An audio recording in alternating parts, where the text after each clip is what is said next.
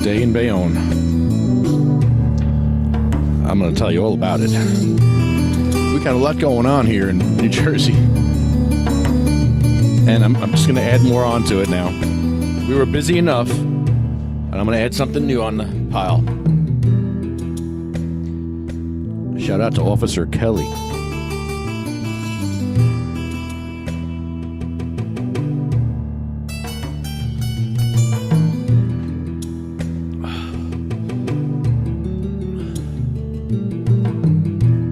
Send the link out, didn't I?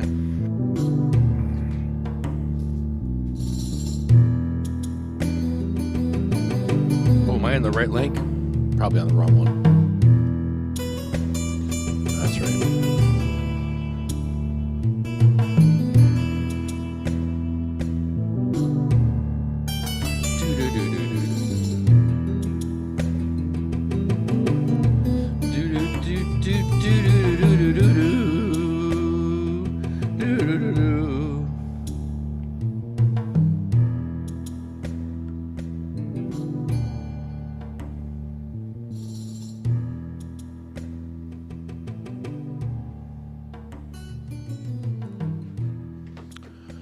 So today on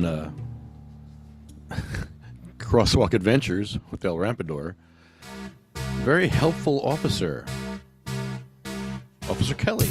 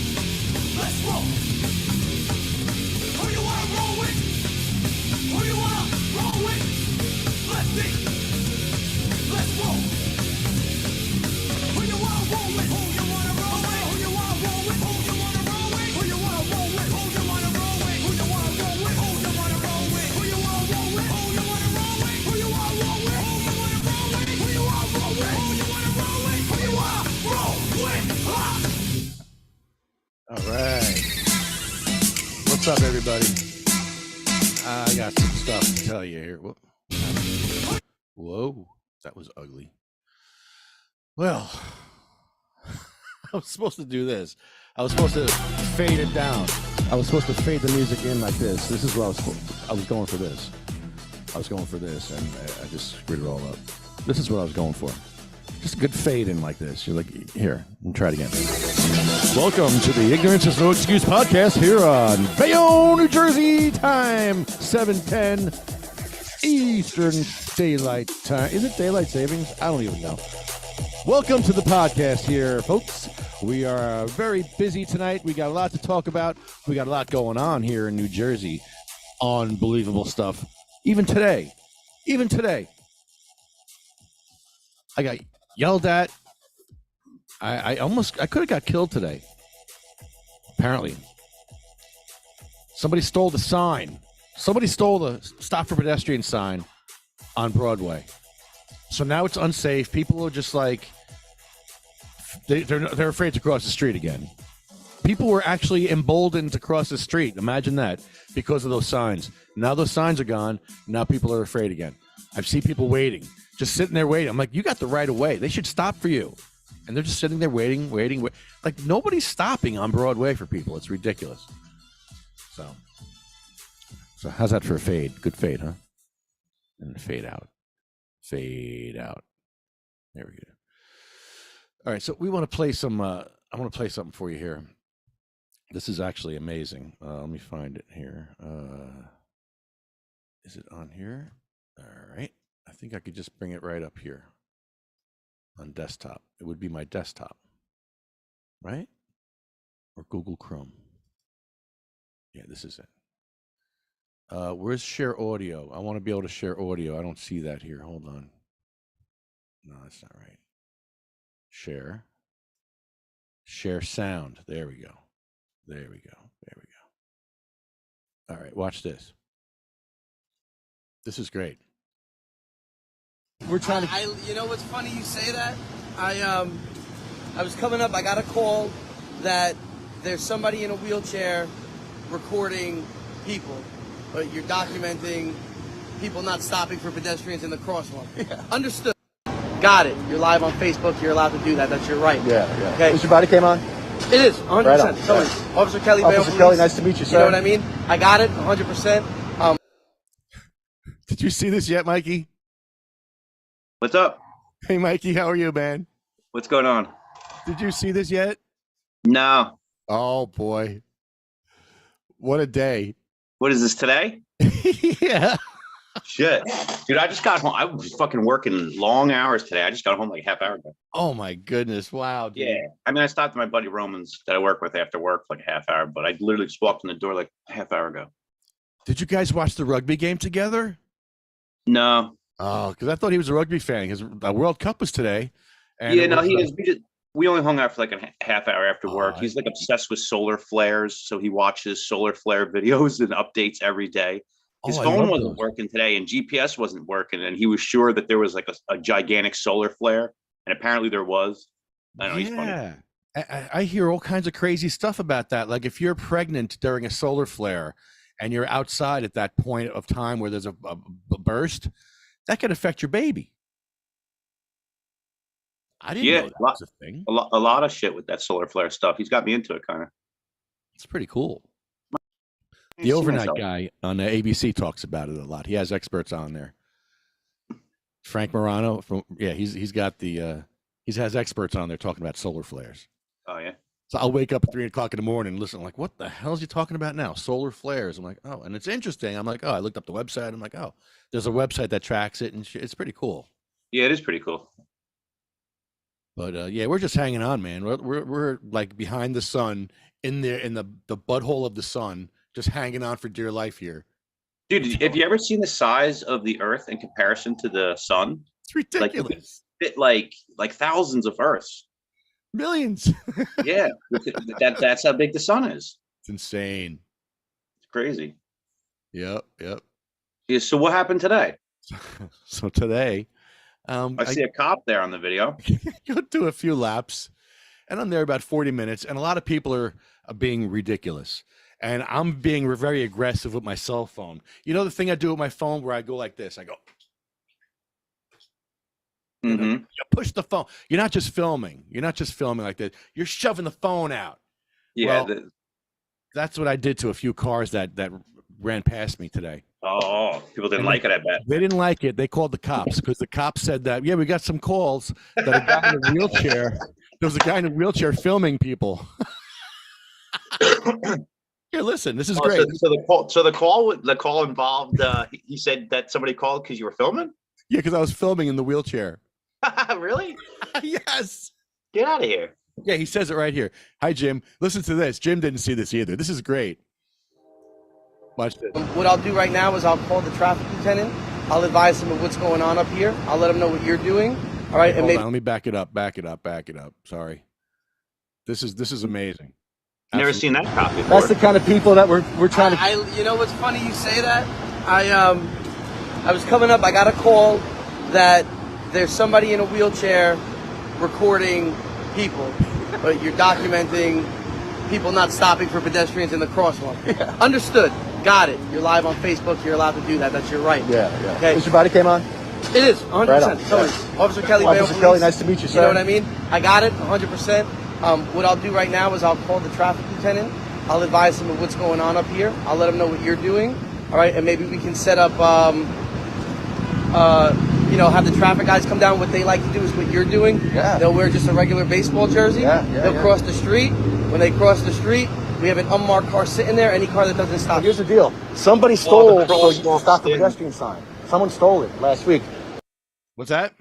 The crosswalk sting. The man in the Yeah. Somebody stole the crosswalk sign, and he said he's going to help us get it. garage told me someone stole it. Okay. So if you can get that sign back, people feel safer.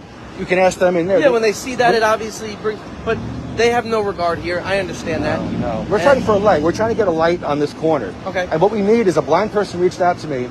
They want a talking traffic light that goes wait. Yeah. Which I was ignorant to that, but apparently it's for blind people. Yeah. And so we need to get a blind person's traffic light here on this corner. We fought for the light on Avenue C. We got it. Which we needed. And now we need one here because it's a turnpike artery. If you see there's a turnpike sign right there. Yeah. This is a turnpike artery. I mean, you got people that come off and, the lights are the way they are, but if you catch this green light, you're not hitting another light till 47th Street. Hey, if you hang out for 5 minutes, I guarantee you'll write a ticket. I guarantee you'll write a ticket within 5 minutes. People beeped out a baby yesterday. They beeped out a baby. That's how bad it is here.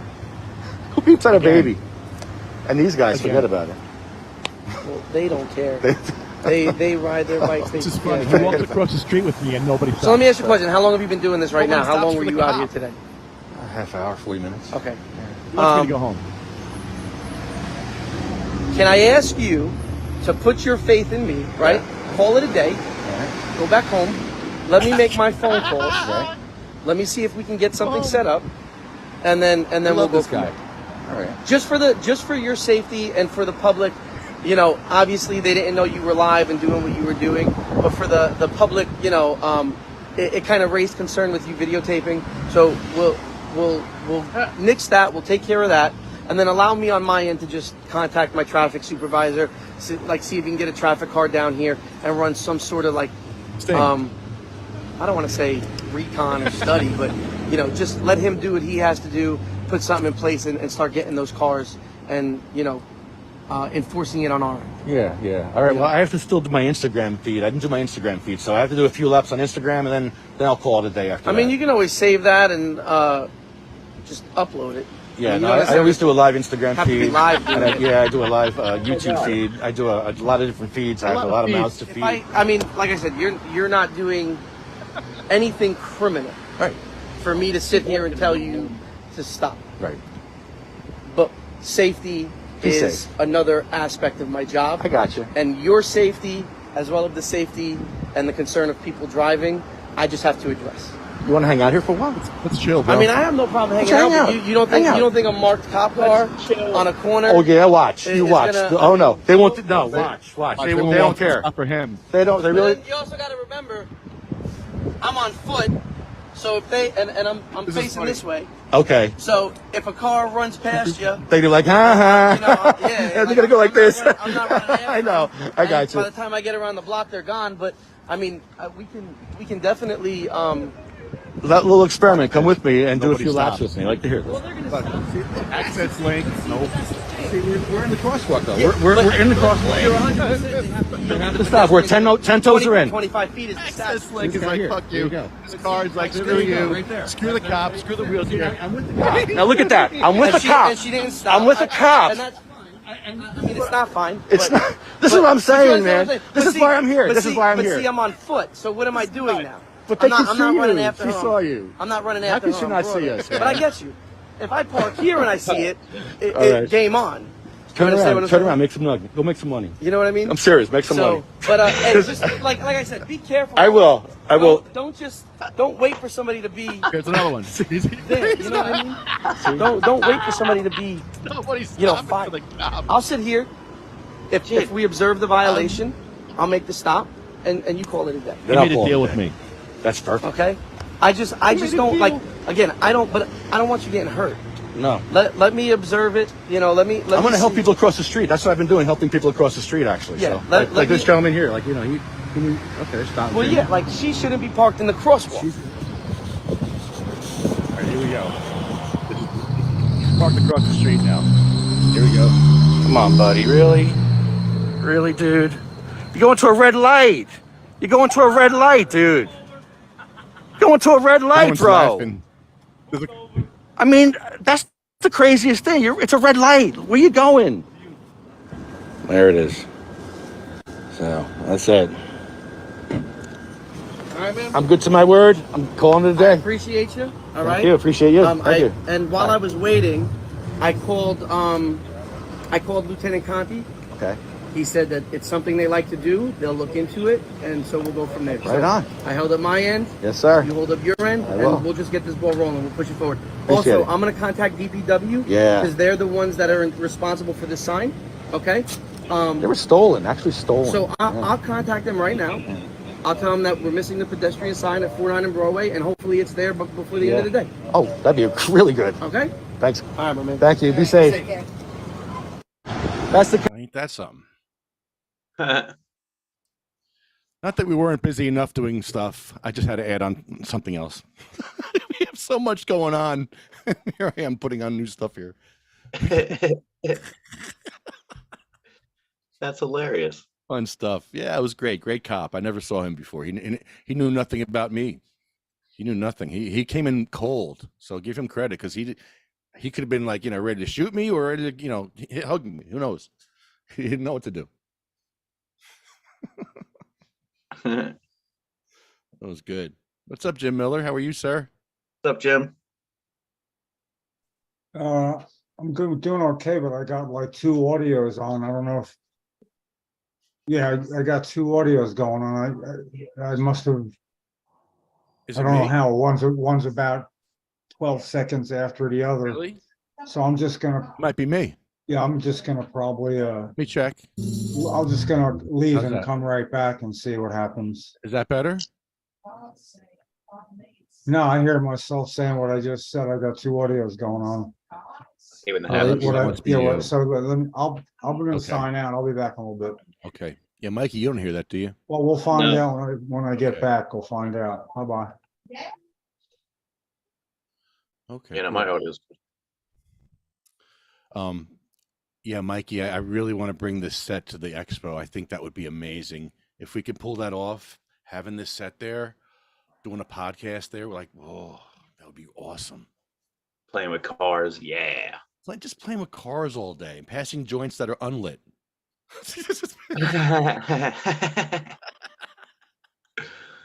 Right? We're allowed to pass unlit joints. I could send you a Two cigar. smokestack doobies. Smokestack doobies. Yeah, we'll just roll up, roll up, and we're allowed to roll up in there. So we'll have a lot of fun with this set. I'm gonna figure it out. The logistics are tough because I'm at the State House Thursday. I'll have to bring the wheelchair up to the expo and drop the wheelchair off. Come back on Friday with the set. So Friday Yeah. will be loaded in with the set. Yeah, Pat said he's going to be speaking at this event. Yeah. That's awesome. I love how he went from slinging the rawest, freshest cannabis to now he got shook down. Slinging stories now. Now he's slinging stories.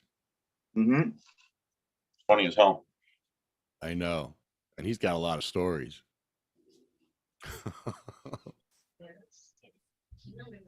Good stuff, man. Yeah, Expo's gonna be sweet. Yeah, the expo. Then we got the first thing is North Step in Atlantic City. That should be fun too. It's on a Saturday, if you guys can make it.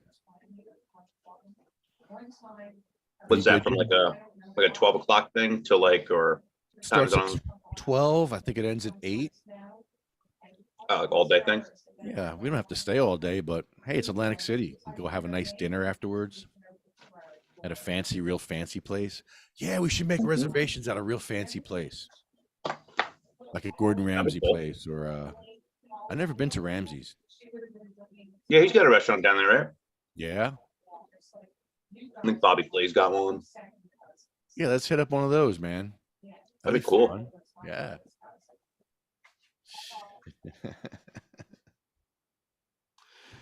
So you got a nice little active day. That's good. Very busy today. It's great. Positive. The women were very happy at the hot dog shack. Pastor Christina and Debbie, they were super happy. They said that after I left, somebody ran the stop sign, just kept going, didn't even stop. So I'm lucky I stopped. I'm lucky I stopped when I did, because that person could have hit me on coming down 49th, because I was nervous today with that. People were not stopping. They were stopping way past where they were supposed to, and like that's where they were planning on stopping. And my crosswalk is way before that. And I think the cop genuinely was concerned about your safety. I think they all are. I think he was concerned about his own safety while he was there. They're like that. Here, I'll escort you across, officer. Come on, let's go. Yeah. That's why I'm here. And Well, it's funny because it kind of proves his point, though. At the moment when the totally worried proves for your his point. safety, well, you see the issue. Yeah, if you're gonna not stop when there's a wheelchair or scooter and a police officer right there, and you don't stop, your point's well proven. Just that, should do it. I mean, you shouldn't have to keep going out at that intersection to prove what you already know, or you will get pancaked. No, it's gonna happen, man. It's dangerous, bro. I think it's as dangerous as Avenue C. It really is. I didn't think it was, but well, you've made them officially aware of it, so to protect their own ass, if there's any kind of problem there in the future, they could be held liable for not doing what they knew was going to happen. I mean, you got that on record. So score one more. It's a pretty good video. we want a light for blind people, and that's the key here is the talking light. Funny how what bothered somebody or whoever called the cops. It's funny how it was the camera. Yeah, well, it was a very aggressive movie. It's like, Well, do this to somebody, they don't like it. Yeah, I've had that done a lot to me. I really have. Yeah. It's like Usually accompanied by the other hand giving me the finger. Yeah. Well, if I'm quick on my camera, I get a picture of them. I like to start taking pictures of whoever's taking pictures. I like that. Mm-hmm. Crazy world we live in now. Yeah.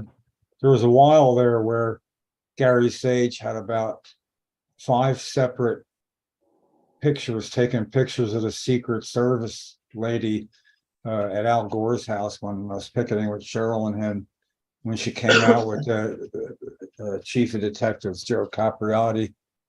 I asked who he was, and he said, and I asked who she was, and she wouldn't tell me. And I said, "Oh, your Secret Service, it's a secret." And I forget what name I gave her, so we could at least identify her.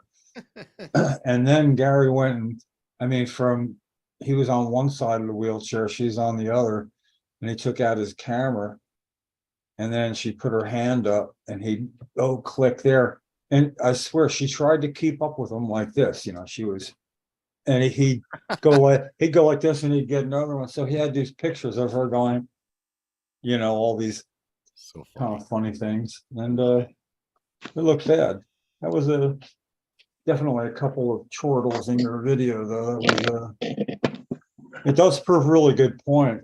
I would advise you to segregate a couple of the best little clips of that that if you look at them would say that's what he does.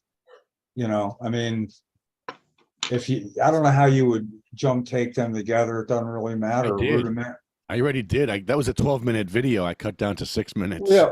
Well, cut it down to like 3. 23 seconds. Yeah. That somehow it'll tell the story. And 23 seconds is too long for many people, Jim. I know it. 23 seconds, that's an eternity for most. You know that. You want to do like you're selling something and make it 19.9 seconds. Cut it down. Yeah. Gotta make it hit. Yeah, well, that's what I'm saying for not to sway the conversation, but for getting patient testimonials.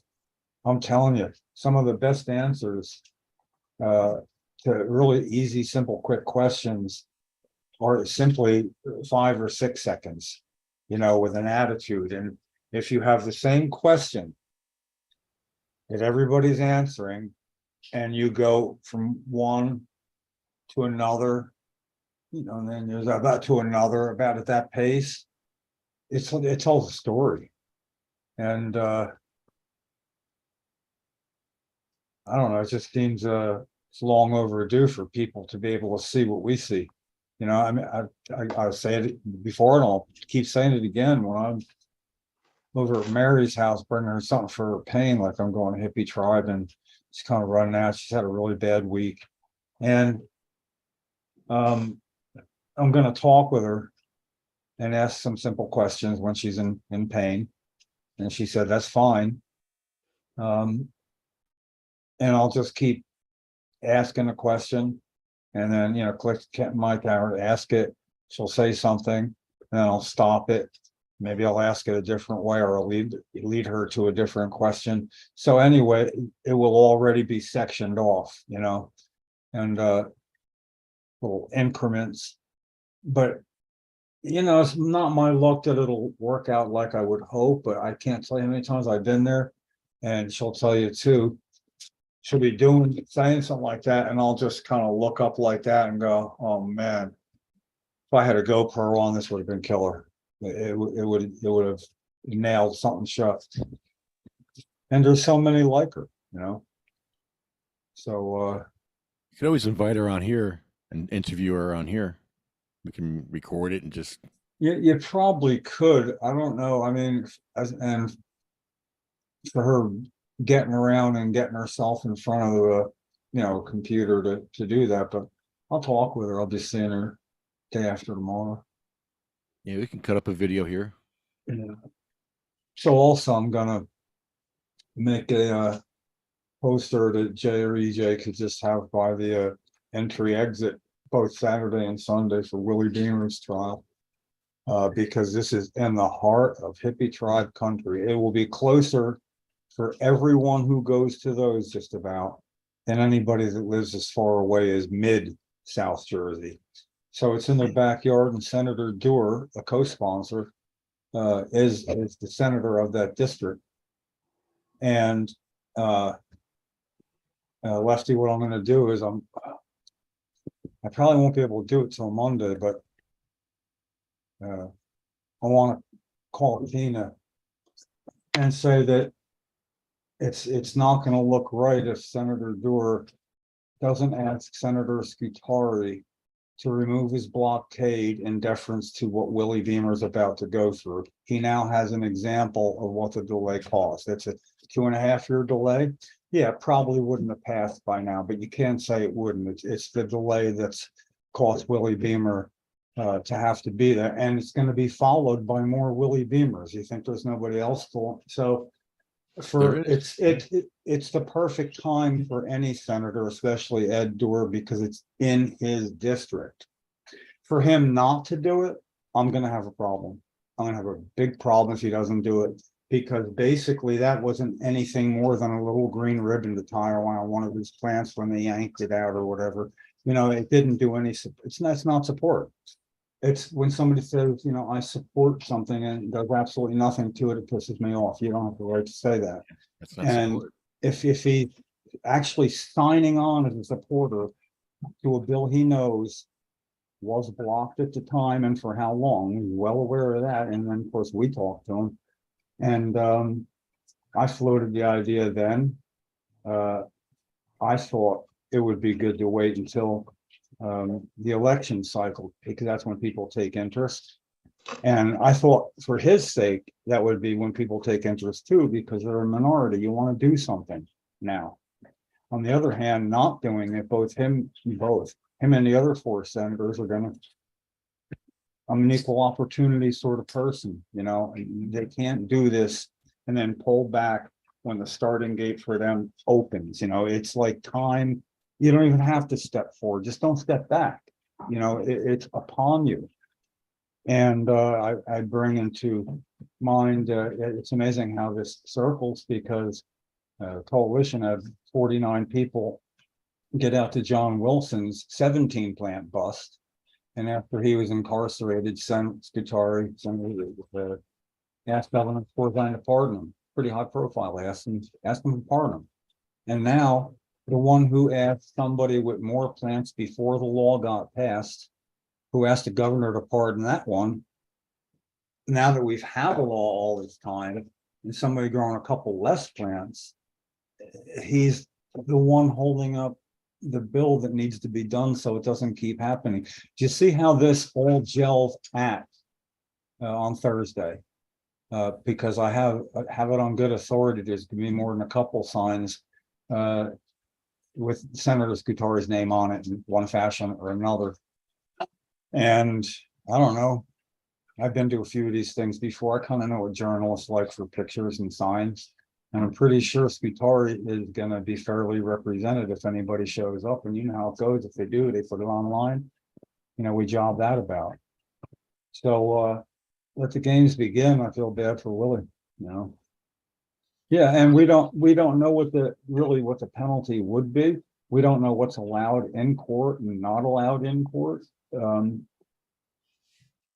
For Willie, he was in touch with him today, but we're going to talk tomorrow. Said he hasn't signed the check for the lawyer yet, which indicates that has the money or is ready to go forward with a lawyer, which is sweating it out. But also, when he says he sold his bike, I'm assuming he didn't mean his e-bike. People down there ride Harleys more than electric bicycles, but that has a lot to do with how the hippie tribe is gonna feel about him. If he sold his bike to get this done in their backyard, I'm not pretty sure Jay and EJ would both have always said, if you need time to speak about something there, just let us know. And if I can convince one of them to go and say, you know, where you go, the hippie tribe is going to follow more than I will. If they know you're going to be there, there's going to probably be a couple of dozen people there. So, yeah, that's on the horizon for Saturday. And I can't say much about some other things, except that I will be able to try to get the GoFundMe for Mike and Steve to have, you know, little something going on. And I don't know, it's upon us. There it is. And I hope not to have to be really upfront and somewhat abrupt with Tina and Senator Dorr. But I think Tina knows that they better be really kind of careful about what they do and don't do right now. So you see how hard would it be to grasp if there's not even a memo to Senate President to remove the blockade? How's that gonna, I don't know if I could handle that, you know? I mean, I've been actually surprised a few times in the last couple of weeks, as you know. Yeah, that would not be good. Also, Senator Bucco is going to be the leader in the minority in the new session. And, you know, the time to lead would be when you're trying to win another seat or two before he becomes yet again a minority leader. But how is a minority's leader, the job not involve reaching across the aisle to poke the opposition into doing something? I don't get it. I just don't get it. I'm 50-50 on it. Just was another Republican play to get some credit for something they deserve no credit for at all. I just don't like the idea Ed Doer doing that. You know, he's one of the newest members of the Senate. So, you know, in all fairness, there's probably a lot I don't know about what he can and can't do, as far from his point of view. So that's good and bad news, but and I'm looking forward to the 28th. I think because Tina has a daughter that's a patient, she's going to push him in the right direction. He's going to do what she can. Yeah. Yeah. Remember, okay, when Jason, our constituent, sent his email, she got back to him saying that he would be signing on, but it was kind of like he's going to be signing on once I tell him about it. She announced he was signing on and gave no indication that that was coming from Ed. So I think it probably is up to her. She knows what's going to happen if it isn't forthcoming now. When I explain how we'll make it look, I'm just going to call and hope she's there. And I see if I can have that conversation tomorrow. But tomorrow's a band practice day, and I like taking off from the moment I get up. You know. Oh yeah, you do Friday band practice. That's right. Oh yeah, man. You know, I know it sounds like funny, but I got to work my vocal cords out too. You just can't jump into singing. You do self-care Friday. Yeah. Oh, and Sunday. Yeah. You get two when you're over 70. You get two self-care days a week. I go Friday and Sunday. Yeah. Well, we already talked about self-care and how you can sneak more than a day or two in the week. We know this. Yeah. Well, there's, to me, doing what I'm supposed to is also self-care, because when I don't do it, it comes back to affect me. And right now there's a lot of things I'm not getting done in the right order that I'm supposed to, having to do with homegirl for patients. And I'm just not an organizer. I'm working all by myself. This is like the wheels were never even all the way on to fall off. You know, it's more like a tricycle, just don't lose the front one. And we can lean to the left or right if we lose one or the other. I don't know. But enough good things happen when you need to. Like I told Lefty earlier today, yesterday was it, Don Karpowicz got in touch with me. And said that New Jersey Spotlight News video journalist got a hold of him, and then Don asked me, would you like to be included in this? Like, he would be looking for more. I don't know if it's Zoom meet or in person, but if it's Spotlight New Jersey, it could be either. They kind of like it to be in person. Lefty, wasn't Stanley Brick either from Spotlight New Jersey or did a lot of freelance work for him? The video guy, he's kind of like 7 years ago on the Christie thing. He did a lot of good video stuff. Very familiar. Yeah, and I used to give him a joint or two on the way back, but I couldn't tell anybody. Well, he asked me not to, so I didn't. Stanley, yeah, where's he Yeah, been? I Stanley. haven't seen him in what happened? Well, I don't know. I'm wondering if he's the one that called Don because it's about home grow. He says he wants to do a set, which would be like a 5 or 6 minute spot on home grow. And he asked Don. Don's writing letters to Senator Connors because I wrote them for him to do. Senator Connors, while being very nice, he was the best blow off artist. Once I blow off, he was like, is there anything I can do to help you to get in touch with Veterans Affairs? Paulson, you know what? Yeah, and all Don's asking him to do is have a talk with one of the other Republican co-sponsors. Tell me where you think he's right. Tell me where you think he's wrong. Tell me where you think you need more information. That's the only request ever. Just do your job. Talk to somebody. Why me? How am I going to talk you into something your own people can't? That's been the process all along. I do not believe how hard it is to push somebody together like that. But now that Savvy Jane is Senator Bucco's constituent who got him to sign on last session, and Seth is Scanlon's constituent, and Jason helps me with Senator Dorr. They, meaning me, and me, get to try to figure out how much to push each one towards each other, you know. And but this time I'll be using other, you know, Seth will be saying Jason and Jennifer, that'd be Savvy Jane, your constituents, you know, she'll say your constituent Jennifer, and you're also should will be in touch with you if they haven't been already. You know, basically, I'm going to have them all send out emails at the same time, trying to push them towards Scutari to say something. So we'll see, but it's playing out. And the thing is, you'd think after a year and a half, I'd be ready for this. Yeah, I'm not, you know. On the other hand, I always thought I really could have got something done if I just had more than a handful of people. Well, 2 handfuls. But then I'm finding out I might have just enough, because you don't need people in all 40 districts. You just need people in the districts that matter. And then 1 or 2 to have as hold up as whipping board, you know, somebody you want to. And tomorrow I'm scheduled to mail out my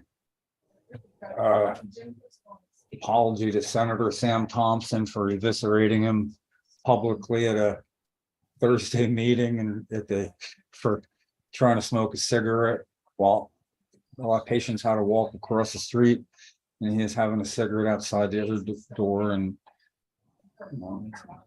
identified myself. I remember I am. You're going to apologize to him? Yeah. He's retiring. He's a doctor. He left the Republican Party now. He left the Republican Party 3 months ago, 4 months ago. I don't know why. Oh, okay. But he's not even a Republican. He's an independent now. And I need to give him the chance to do the right thing before he dies, because he's kind of old, you know. And he's a doctor, and he'll probably die before me. So I figure, listen, it all fell apart when he said, I said, what happened with Cheryl? And he said, well, must have fell through the cracks. And I said, she's 86 pounds, but that has to be some pretty big cracks you got.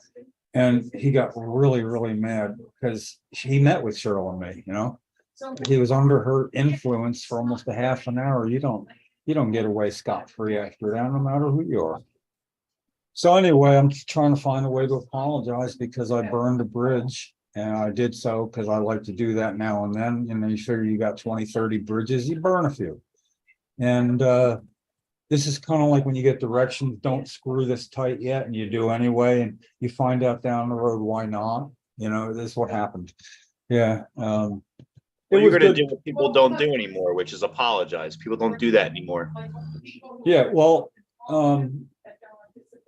yeah, if this wasn't like a public meeting here, I could explain a little more about handling somewhat of an incident at a meeting.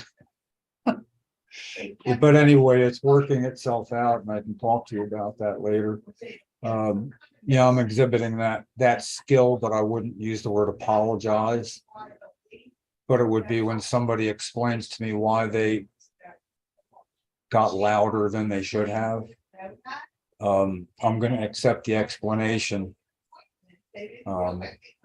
because it's quite possible, and it's a way to start over and not have another Sam Thompson on my hands, for crying out loud. You're supposed to learn by your mistakes too. Sam Thompson burning up bridge.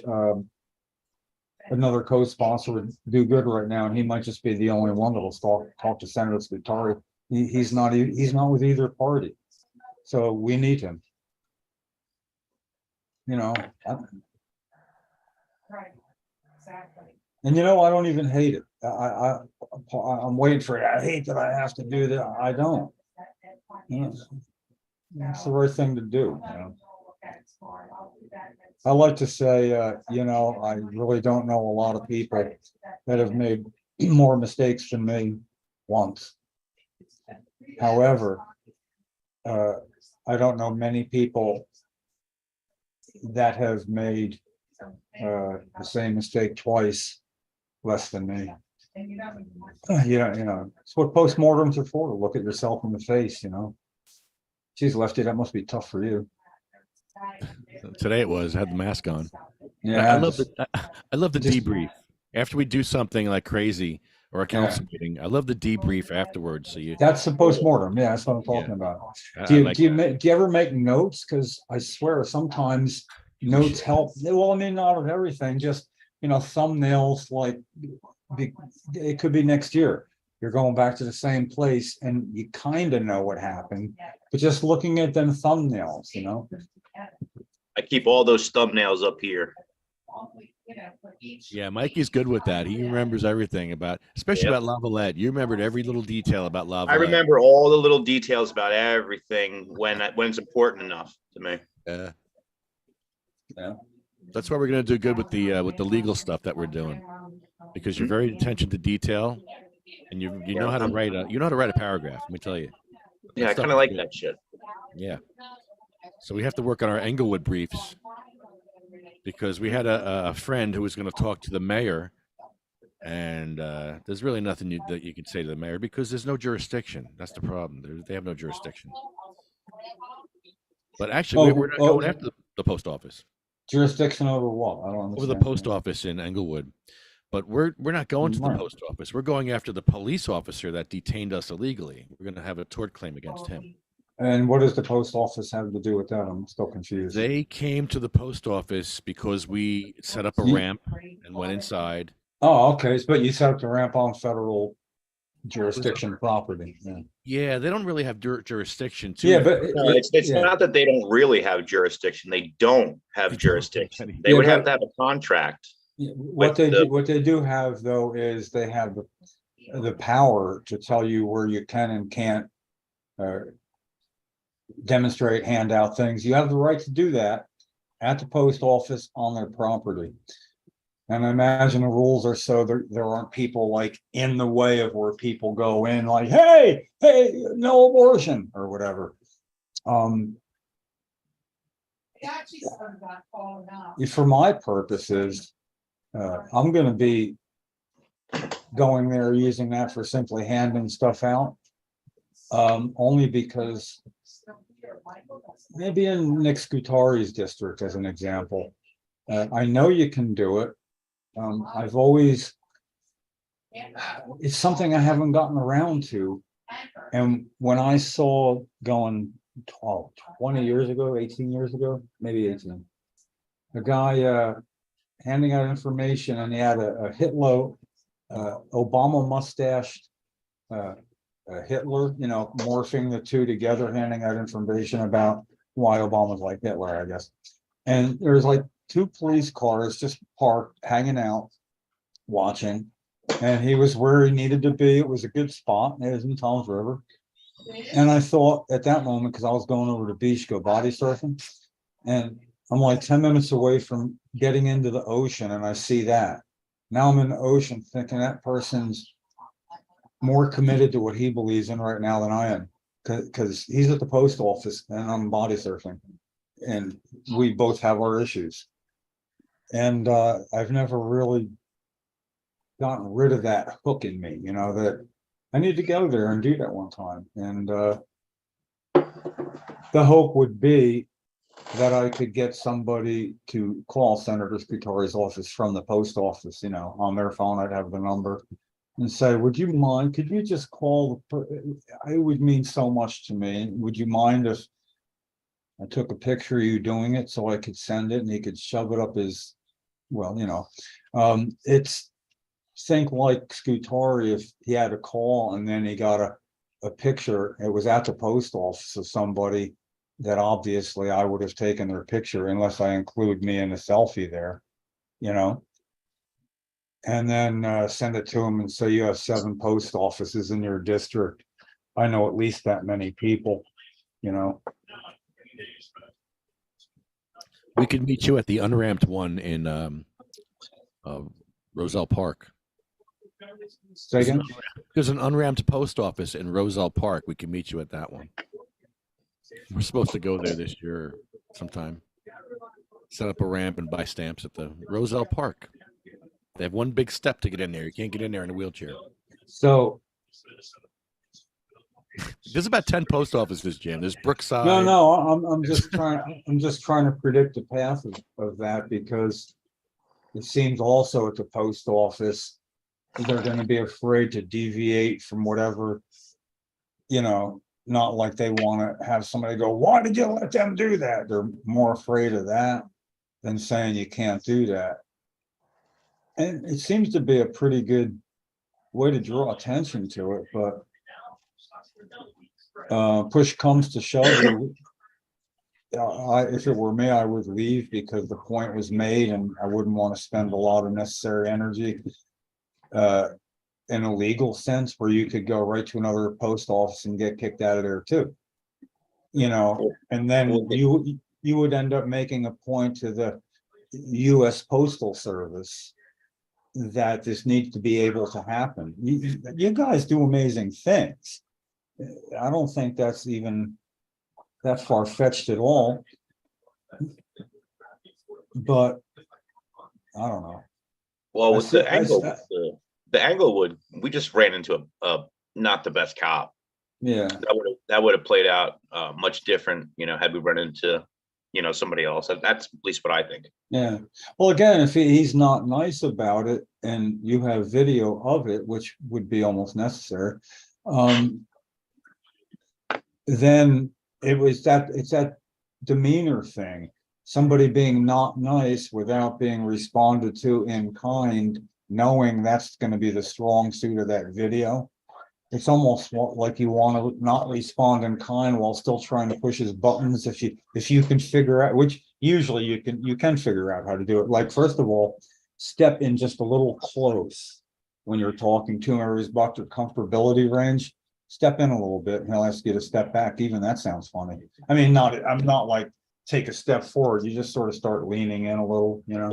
See, the issue with the Englewood and that officer was when he had showed up, he asked us for ID and we both declined, and he definitely wanted our ID, and we weren't going to give it to him because he didn't do nothing wrong.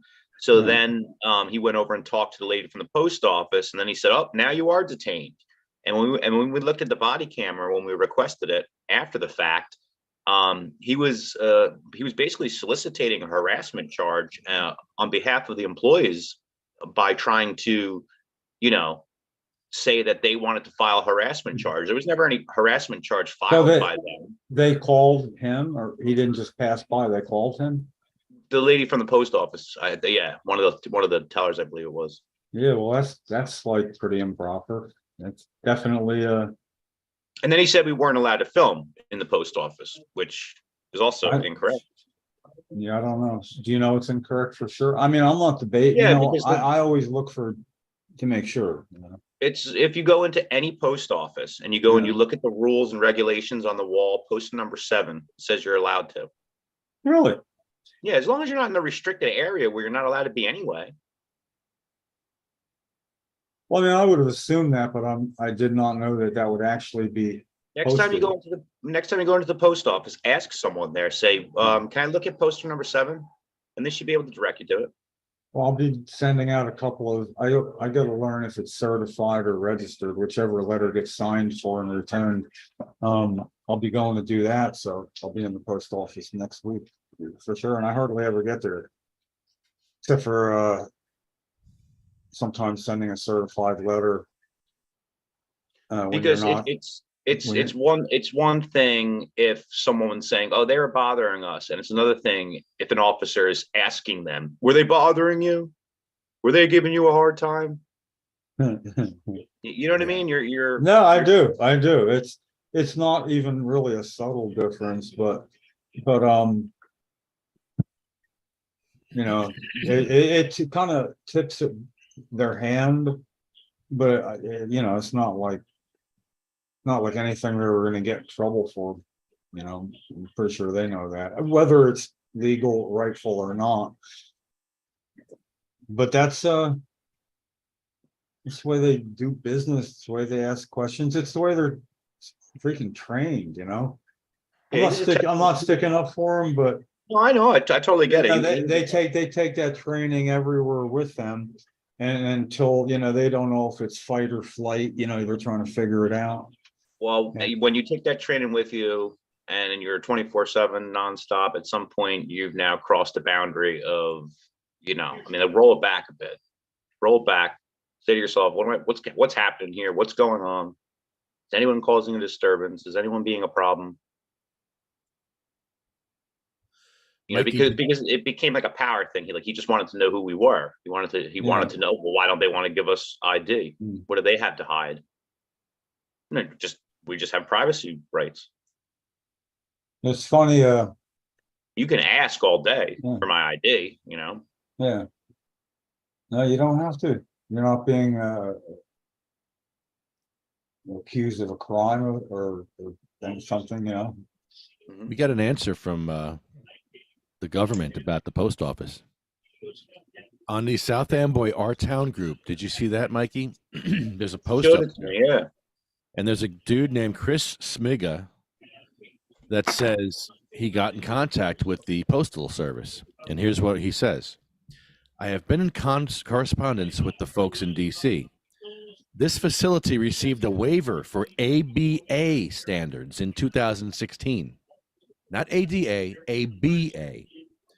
Due to the infeasibility of the needed renovations. However, it is advised that customers should know their rights under Section 504 of the Rehabilitation Act and request special accommodations to receive postal services if needed. Then, they say, I manage facility accessibility issues and compliance with the ABA, the Architectural Barriers Act, for the USPS Facilities Organization. I received your request to look into the facility referenced below, South Amboy, Broadway. We received the accessible route to the customer lobby from the public sidewalk. Upon review, the interior stairs do not allow wheelchair access. It is technically infeasible to provide a compliant ramp into the accessible lobby without major renovations. A waiver of applicable acceptability standards was approved in 2016, and to this date, no renovations or alterations have been made to this facility. Please note the Postal Service is subject to Section 504, and special accommodations are available. And okay, and it says, I understand this is not an ideal solution, but it is one that has worked at several facilities. Yeah, we know. Yeah, well, it works because nobody complains, and that means it works. That's the definition of working. Got no complaints? Working. Oh, hurtful. Yeah. ABA, baby. Yeah, that's the ABA they're talking about now. They're down to ABA, not the ADA. Well, thing that Cheryl and I was out at the was it the White Horse Cafe, White Horse in Philadelphia. It's like a row house looking thing. And it took 4 people to carry her chair up there. I let them do it, And then I had to move people around because there's a bar with seats and not even really enough room. If there are people sitting away from the bar in a seat, everybody had to get up, push their seats in, It was a big to-do, Yeah. I didn't exactly make them pay. on the way in, but it was like really cold and we had to get a motel just to do it. So I had two Afghans over when I walked up with her laying down in a wheelchair, and I looked like some guy, you know, had all his belongings in a freaking cart and was walking around or something, but it was her in a wheelchair. And we came up and the four people came out and they were going to carry about the 8 steps on the stone thing there and go up. So I said, here, let me introduce you to Cheryl. And I pulled down the top Afghan. I went, oh crap, I forgot Cheryl.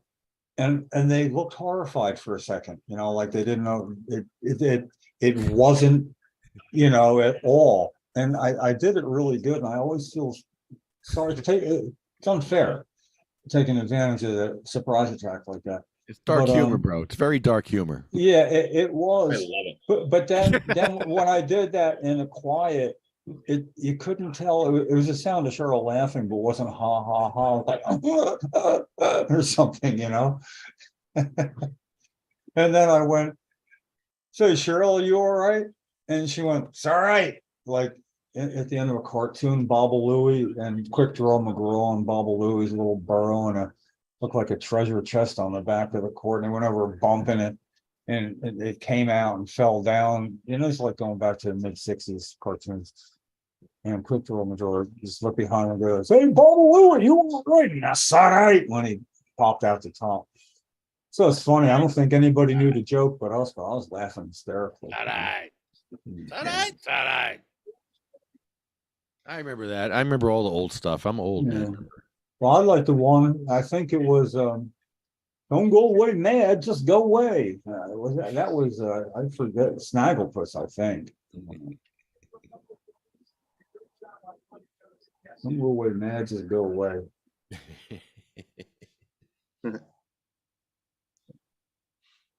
Yeah, so a lot of stuff coming up. We have Wow. we have Atlantic City next Saturday. There's a stroll and roll coming up. A stroll and roll on the 24th. That's in Verona Park. It's a bunch of people in wheelchairs going to stroll and roll for Kessler Foundation. So I'll be there for that one. I'm gonna probably bring my computer, watch rugby on my lap like I did in Founders Day. So that's great. Stroll and roll. I like the name of that. That works two different ways. Hey, you've got your computer there, key up some of what you do. So when somebody doesn't know what you do, you can just hit up something you'd want to show them, you know, make some friends. They don't know who you are necessarily to the core, you know. Well, I'll have my mask on, so they're really not going to know who I am. I'm going as El Rampador. Well, you are El Rampador, you know. I hope I don't scare any children. I look scary now. I got like a half a stamp face now. I look like, yeah, I saw that. Kind of weird. I got to fix it. I have to go buy stamps. That's all. So I got to make up signs for Willie Beamers, and make them up like one guy didn't make all the signs.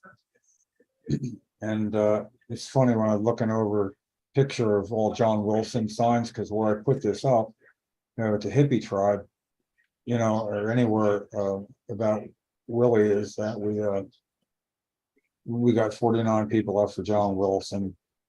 He had 17 plants, 2 more than Willie. It was before the program, not after. And Senator Spitari, the problem now, was asking for a gubernatorial pardon for John. It's a little hard to line them dots up believably, because it doesn't sounds like I'm missing some dots on purpose or something. And I suppose when I make these signs up, I keep in mind, you know, change one word or one name and it still fits. And it works out fine, just taking a piece of white paper and taping it over, you know, making it a correction.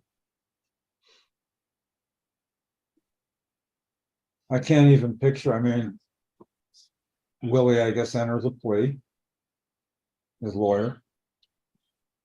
And then on John Wilson's case, they started jury selection that day.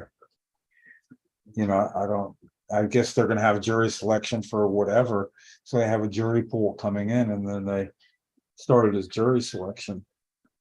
Hmm. And so that's why I put up that sign, with me holding the sign that John Wilson, judge is not supposed to, nobody's supposed to, jury is not supposed to know John Wilson's a patient. So I was saying that, and what are the odds you can get a picture where the sign's in the forefront of the two-sided, the one that you can see. And then between my arm and the sign, you see 8 patients lined up to get in the door, and 7 are staring squarely at the camera, meaning because it was by the sign. It was obviously reaching the jury before they were even questioned about this.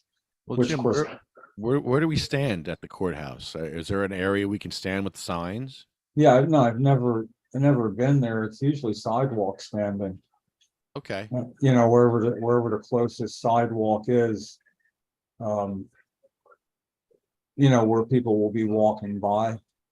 And if there's a parking lot and they're walking by, it doesn't matter if it's nearest the door, you want to be where they're walking by. And again, that didn't fly in Mercer County at Weedman's trial when, I was made to give up my sign. They took your sign Yeah, under threat of putting me in jail. and Only 2 of them. Well, what happened? were you on the sidewalk or not? I was on the sidewalk, right exactly where the jury pool would have to walk, because it has jury parking sign, it's in a parking lot, but it's in a parking lot the same when you leave, everybody's parking lots on the other side. So they walk up right where everybody walks up. What do you mean they took your sign? Well, what happened was the first day, of course not. But what happened is the newspaper did a story. And in the story, the reporter was writing how one person said, "Hey, did you see that sign? Ed Fortune is a medical marijuana patient, not a guilty criminal." And not guilty was darker than the other words, whatever. And another sign, and the judge ordered the sheriff's officers to come down and take the sign. And thing is, there's no way I'm gonna get in trouble doing that in my situation then. I was still having trouble getting around it all, for one, use the wheelchair for support when it was not back in my better days physically. Wow, that's pretty. But it got even weirder because the sheriff's office thing was right next to the court on the 4th floor. Just happened to be, they had their own office in there, and it was pretty good size. And what happened when they took it, I said, well, I'm just going to go get another sign. Because I have more. So I said, I'm going to go get them. They're in my car. Why don't you come with me and you tell me if I can have it or not? So they came with me back to my car. Wow. And I had about 10, 12 signs. So we settled on one that I liked even more, which was, what do you say to an unjust law? Now, I don't know, the phrase unjust law is most notably used by Martin Luther King in his letter from Birmingham jail.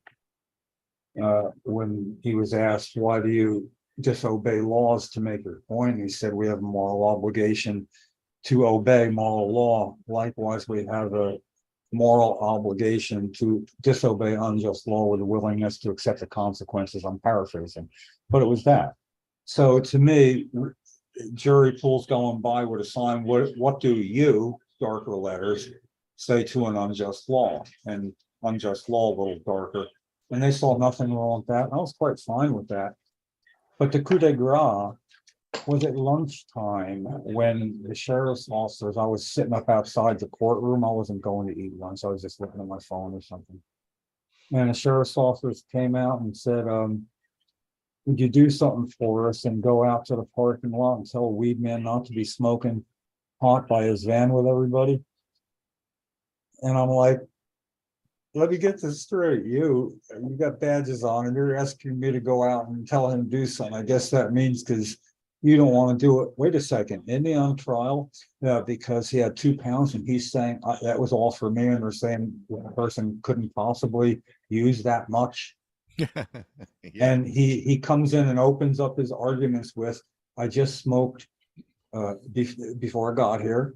I'm gonna smoke at lunch, and I'm gonna smoke on the way home. You know, I smoked 2 pounds. I'll get through it. So I guess it would have been awkward, I would say, for you to go arrest him for smoking during lunch at a trial, trying to prove he can smoke 2 pounds. You'd end up being a witness, you know? So I declined and said, hey, look, we can look over here. We can see them from the window. You're right, there they are. You know, like needling them. And then with all seriousness, I wrote out you owe me $1.25 for a cost of a poster board. And I said, so you either owe me $1.25 or I want my poster board back. And he said, well, we had a frank discussion. He said normal procedure wouldn't be to give it back in case we wanted to come after you. We needed his evidence. Oh man.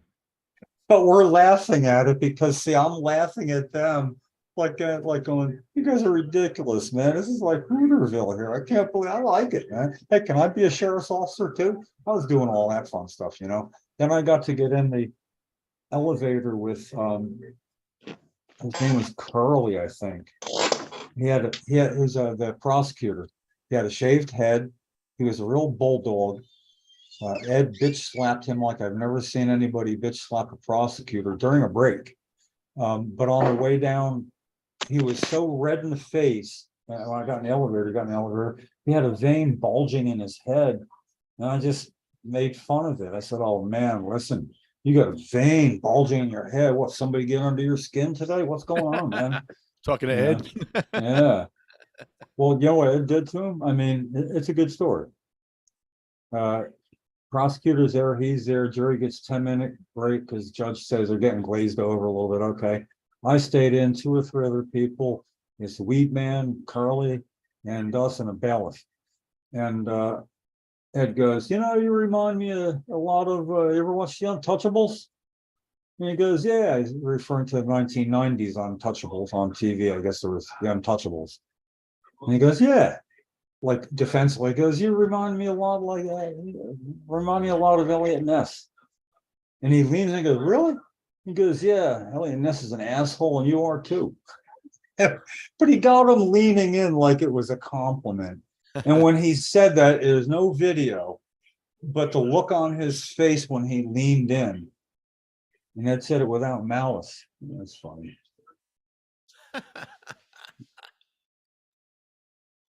Man. I got soaking wet that day too. I got a picture of me like a drowned raptor, but I can't think of a better time to or a more important time to express your First Amendment rights than at a trial like that, where you would want to you know, influence. Well, yeah, but I people's opinion. Yeah, So the judge basically had a court order that you would have violated at that point? No, he had an order. He had an order from a judge to do it. So I don't know if the judge would have been responsible, but with no money, no lawyer, nobody really behind me that would, you know, I'm not going to put myself in the system to do that. That was definitely a. But if the officer's saying to you, they're wrong and I'm right. The judge made an order and told me I have to. I can't change their lives. They can change mine when we're talking for the negative. Yeah.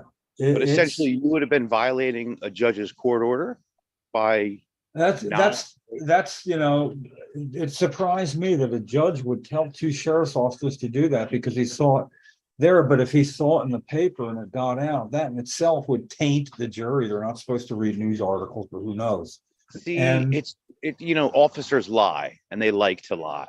Yeah, and it's common practice for them to lie. So it's almost like I don't know. That trips me out. I can't imagine a judge would put his name behind a something like that. Well, maybe he wouldn't. Maybe it was a bluff and it worked. I don't know, but I know if it wasn't, Yeah. okay, I know that when I went to the Bush rally. And got arrested. I had a court date, but I also had a date to go to Florida to build a deck at somebody's house. It'd take about almost 3 months. I would live there. I'd make money. I'd be eating his food. I couldn't, I needed to do this. And, Cheryl had been gone about a year. And to go to court to win that trial,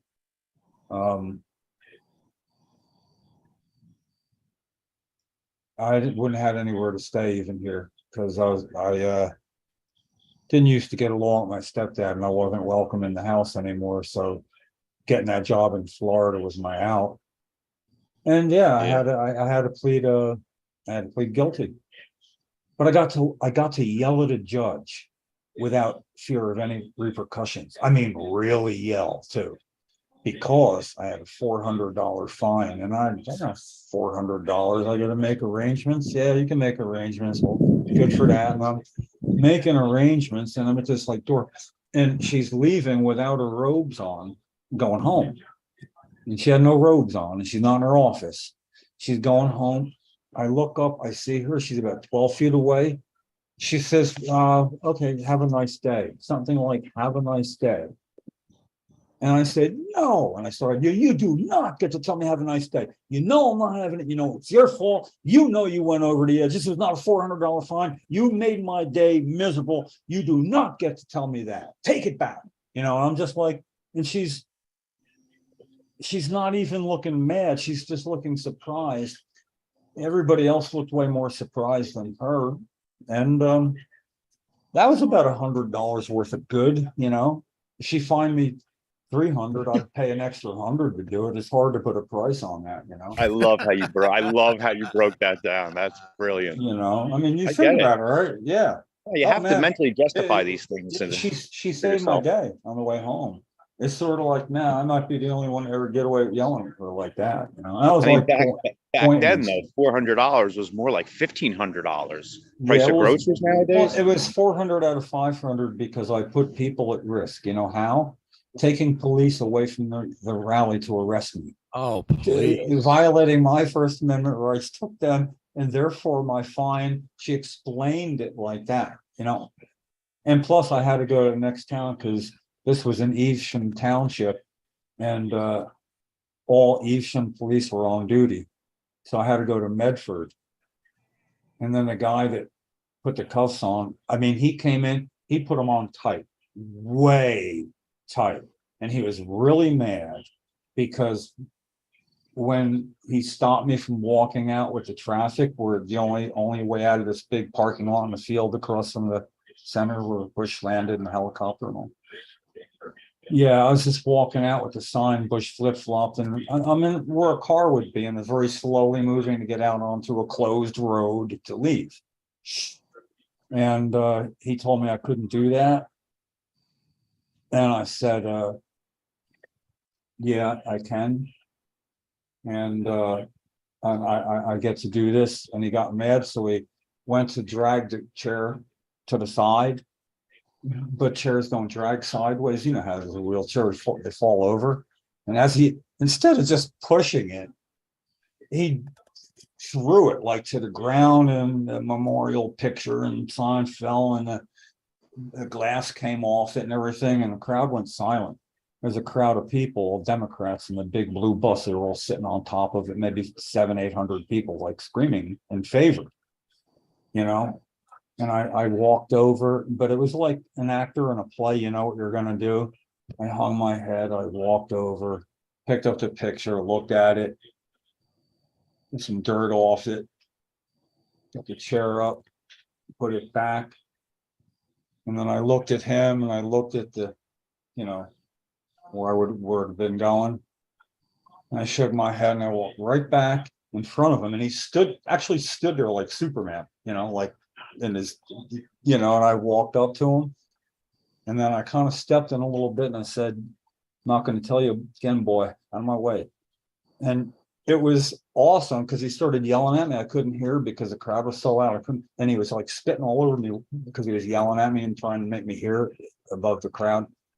And then I looked at him with the stain. I turned around. I put my hands behind my back, like, shut the fuck up, do your job. And that's when he put the cuffs on so tight. Another officer was there in like less than 5 seconds, ushering him away. While what another guy grabbed me, said, "Come on, walk here. We'll get them off you. We'll get them. Oh no, we'll get them loosened up." And all the way till he loosened them up, I was pulling as hard as I could to make it really rub in. I mean, I was like I'm trying to break free. And I had marks for about 10 days. Plus, I had marks on my arm for 6 days. They grabbed me so tight like that.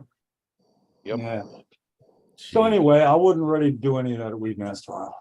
And I do have one more arrest left in me, though. I've always known that. And it's sort of like you got one more card to play. You don't want to just play it. But I can see somewhere during this election cycle if it would fit in. I got nothing better going on after that. So Jim, I shouldn't bring my good signs. Like this sign cost me $30. I probably shouldn't bring that one. I should bring like a handmade sign. What good sign? This one. Well, you should, very well. Doesn't mean you have to have everything with you, though. No, that's great. He's not a cancer patient, but it does apply. He had a pretty seriously damaged shin bone, apparently, he showed me. I have the license plate that says Home Grow, Jeff's Law, the license plate one. All that stuff. There should be an organized and also extemporaneous sort of group, I don't want them taking that sign away, though. No. It's not going to happen with a whole group of people being told to move. That won't happen. I got moved because I was all by myself at Ed's. There's nobody else picketing outside me. But that's what I do. I would have rather have been inside watching the trial the whole time. Matter of fact, I think this might even be. He was there a couple times, and it's kind of by myself. So. Yeah, memorable, man. Hold on a second, I gotta check in for a school.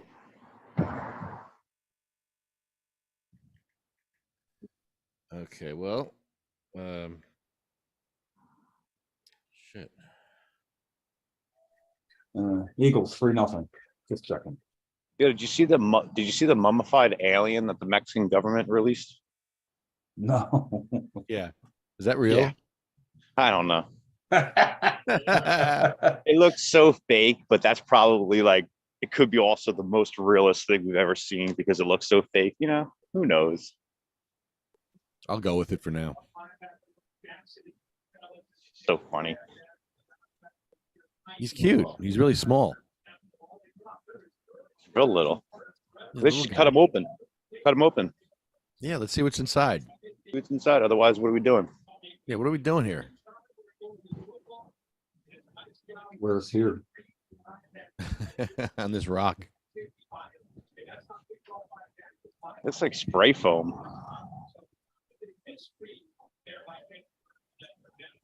So I want to do all my thank yous, and I did notice that Ken donated to the defense fund. Good. So I think he sets a good example for the rest of the board members to follow.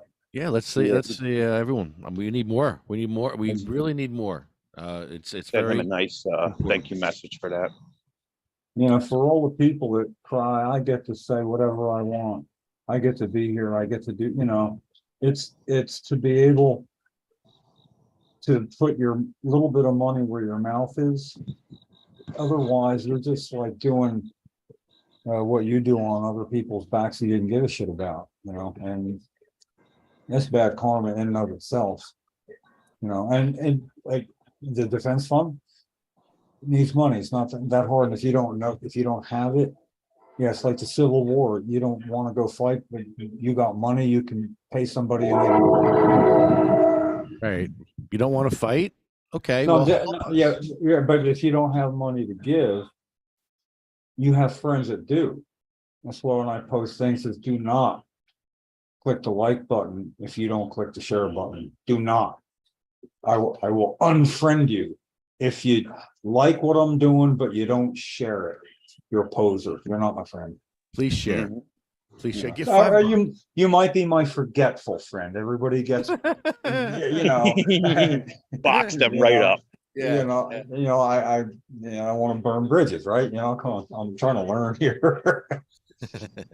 I can say one thing and offer three addendums like in a row, like it's my own little bill of rights on what I just said, you know. But that was a good one. I like that. Good reference. So we do thank CMMNJ every week for their support.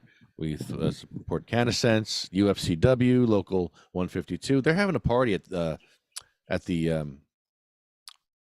clubhouse, the UFCW clubhouse, I guess it's called.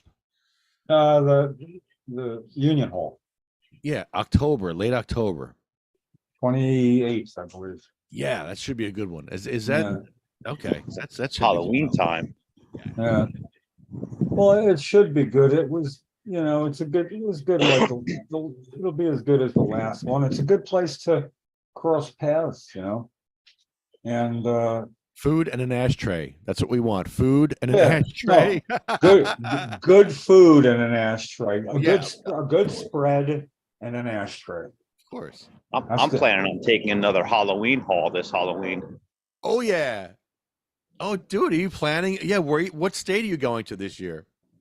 It's like the Halloween part, the costume contests that really get like advertised they really are like 2 to 3 weeks before Halloween. Like if you look right now, there's not too much up there, but that's how it was last year too.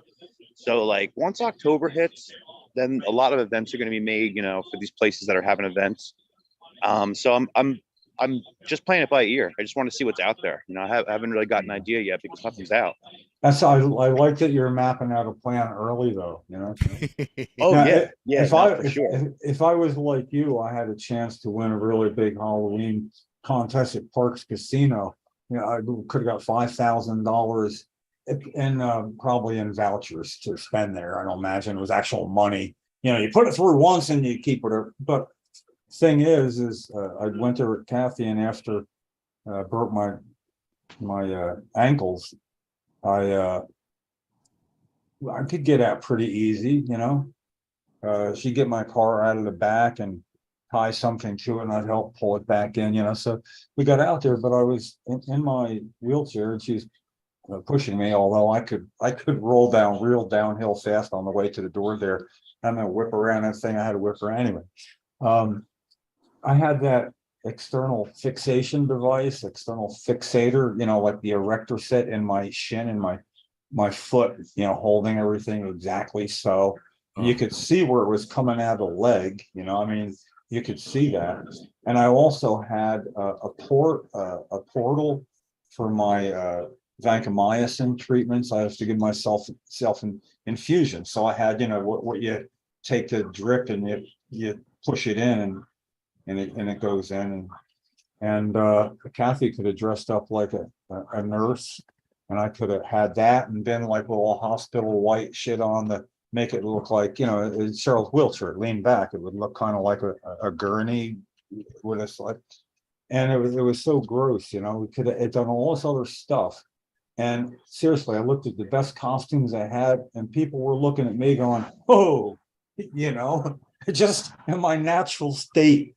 I was getting more wincing than any of the demons running around that place that night. And I seriously, I played that up. I mean, I could have had that thing actually plugged into my arm, we could have done an infusion right there, with the bag holding up on the thing and clips on the wheelchair. A little fake blood wouldn't have hurt too, Maybe a bandage around my head as well. I don't know. I mean, you get smoke pot, you get creative and you win $5,000, but although I believe Bong Holio could have beaten me. I can tell you right now, I'm trying to at least I want to find a really, really big one this year. Like it's easy. I know I can easily like take first prize for like 250, like 500. I know I can. But Yeah. I want to get in the big one. Like I want to find the big one that's like $5,000. Yeah. Well, That's what I want. if you're gonna be in New Jersey, because like Delaware, are they adult legalized in Delaware? They're not, are they? I'm just saying, you're in a state now that's legal. You get to be like that kind of outrageous. People actually smoking the bomb. It just seems like a surefire hit at the kind of bars that are going to be having some fun. Trust me, I'm gonna have a good time this year, and I'm gonna open the stuff out before I even decide what I want to do. All that's like that pre-fun before the fun. Yeah. It's a high in itself. Do you have an agent? I am the agent. Yeah. Well, I say an Secret agent, agent. a Fast Eddie or something. I don't mean an actual card carrying agent. No. Yeah, I'm definitely gonna pick up some prizes and some money again. I mean, when I was in a bluegrass band with Brother Rick and a banjo player in Florida, we had a guy would hook us up with bars for 10%. And back in the day, that was $150 for all three of us. So we got $45 a piece. But I was like probably making twice that for a whole week of work at the time. I had 3 times tops. So that's pretty cool. And there's also an online contest I want to enter this year, where people vote all across the country. It's like $1,000 for it's like $5 to enter, something like that. Would it be a video, like a Zoom Picture. meeting You just send a picture. Yeah. Well, I already have a picture I could send in. You know what I mean? It's just a matter of entering it. With Bongolito? Yeah, exactly. Yeah, you need the baby too. Yeah. Actually, somebody smoking Bongholio at the time, or no? I mean, no. To me, what if that would get flagged? It's a working. Well, no, but they don't know what it is. Yeah. They do. It's smoke. Doesn't mean it's the bong has got illegal. we've got flagged on TikTok just because of it. Yeah. Yeah. Even if we're not smoking it. Yeah, but what about the kids? It's TikTok. There's a lot of large young presence on there, getting smaller every time adults realize how much fun it is. I'll tell you, I start watching from one to the next, and it's sort of like I know which ones are just wait till the end. Fuck you, Yeah. But then I find 25 minutes, half an hour passed, and I was just like stop buying all of a sudden. So I learned a lot of cool things and quite a few carpenter tricks watching TikTok videos. Oh yeah. Unreal, I'm gonna get out. Wish I'd done that 40 years ago. Holy crap. Yeah, sometimes you see the simplest hacks, and you're like, oh damn, I never thought about it. Hey, I'll come over, put a hole in your sheetrock and fix it in half an hour. Boom, fix that. Okay, here's how you do it. I got all tools to practice too. You've got that kind of practice. Oh man. Continuing on, we got jacksonstorms.com, Smoking Monkey, Arlo Glass, OprahMachine.com. Thank you, OprahMachine.com. They're thank you, Oprah Machine. Almost as important as the First Amendment. They're just like right there with the First Amendment. They are. You have become a part of my daily diet. Thank you, Oprah Machine. I'm telling you, man, they're the best. The best. Pure Puff Lifestyle Shop and sativacross.org. And donate to sativacross.org or donate to our GoFundMe, which you'll find all over our page, all over everywhere. And our list begins with Cheryl Miller.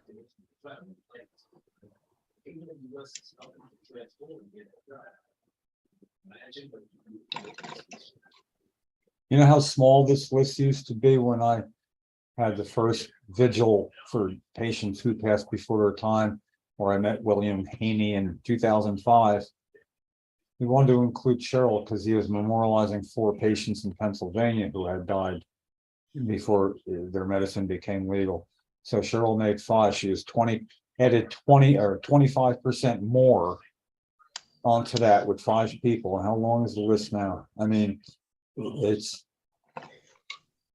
it's wasn't like his list morphed into yours, but man, relativity is everything. And it's like way too many people. And like People we know. It sucks that there's a lot of people, our friends are on this list. Very hurtful. Sabina, 15-month-old baby died. Diane Ripatella, who came to the State House a lot. Gracie, Cindy May, little baby. Marie from Pennsylvania. Jack, Joan Ford, which is William's mother, wrote the book about epilepsy. Randy Robertson from Pennsylvania, remember him with the awful cancer, and they had the Whipple procedure done on him. And Polly, Bill Buckman.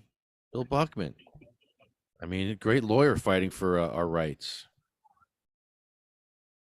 Chad, Jeremy, Colette, which is Jeff's mom from multiple sclerosis. Matt, Troy, Russ Perry, Roger Barber. I mean, he was the best. I love Roger Barber. I miss him. He always came to the State House, always smiling, always happy, very smart, very driven to help his daughter. Yeah, man who's a lawyer being told his daughter can't have her legal cannabis medicine on school grounds. It's not legal. And, to spend the time he did fighting for that while trying to keep his own business going, keep food on the table doing that, it took a lot of him, and he'd lost weight. You could tell it was a strain. And then Stress, a lot of stress. and stress. And a lot was built on his tenacity and his success. And Yeah. people don't know who he is. And that hurts. Roger Barber, great man.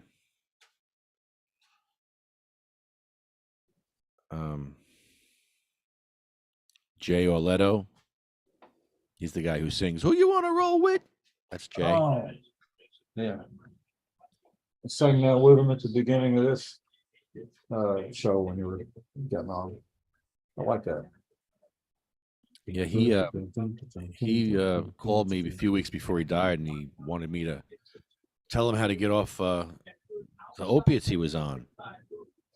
And I always regret not going there to just burn one with him. Just drive over there and burn one. I should have just went over there, but I told him where to go, and it was easier for him to get heroin off the street for $10 than to go to a dispensary at that time. There was nothing available. There was no doctors. At that point, I was paying $1,600 and waiting a year for my card. So you're gonna ask somebody who's a dope sick to wait a fucking year? No, ain't happening. We're asking people to wait to grow their own while they go financially broke. And then they have less medicine and no money and have family responsibilities or not, then it plays on them. We're still kicking that can down the road, and we got to start kicking some ass rather than that can when it comes necessary. Still waiting. Ella Bagelman. Ella came to the State House. She had brain cancer. She came to the State House quite a few times. Alfredo's wife on there? Yeah. Mm-hmm. I forgot her name. Yeah, Ella. No. Hattie's my grandma. I got my grandma stoned when she was like 95 years old for the first time. I remember. Yeah. I would give her the vape bag, and I'd fill the vape bag up at home and drive it down to Spotswood because it would keep for an hour. And I would give her the vape bag. I say, "Come on, Grandma, we're going to test your breathing today." And she would be like, "Okay." Like, "Oh, yeah, hold it in, Grandma. Let's see how long you can hold it." "Okay, good job, Grandma. All right." And then the next day, same thing. Oh, it's good. Oh, your breathing's okay, Graham. All right, good. And then when I wouldn't give it to her right away, she would ask me, "Hey, where's the test? Are you gonna give me the test?" I'm like, "Here, Graham, I got your test here." You like the test? Yeah, good. Grandma loved that test, man. I don't blame her. I do too. Jackie Rickert, Anthony, Jake, Armando, Felicia, Lynn Platchhorn,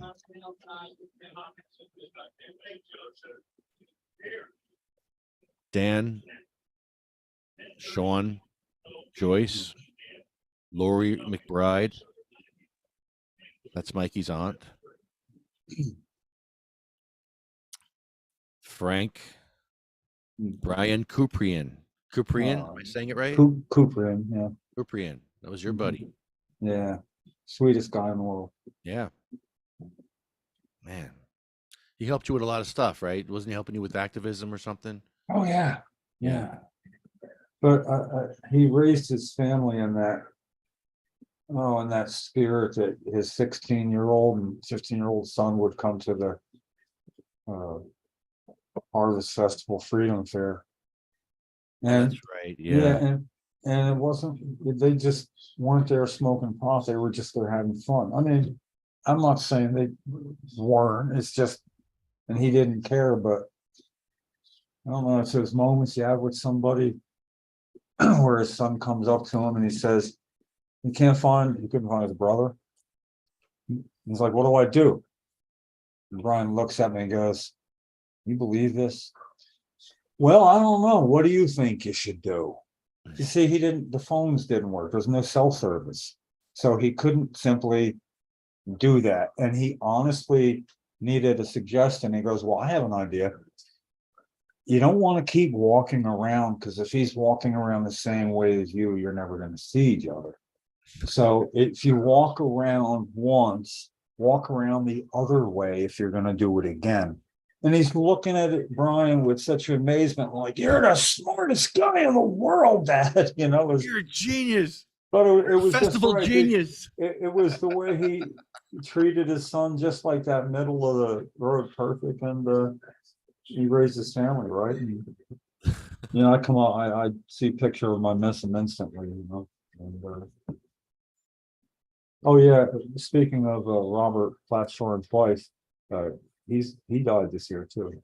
I know. I think he's not even on here. I'm gonna have to just add him here with Lynn. Lynn and Robert. Together, Oh, that's sad. That's really sad. Now it's Lynn and Robert. Yep. I didn't know how to add someone to the list tonight, but I have to add someone to the list tonight. Oh, hurtful. 29 years in prison for importation of marijuana was not an aggravated factor in the. All right, so the list is longer now by Robert. That's right. He did die this year. Bobby.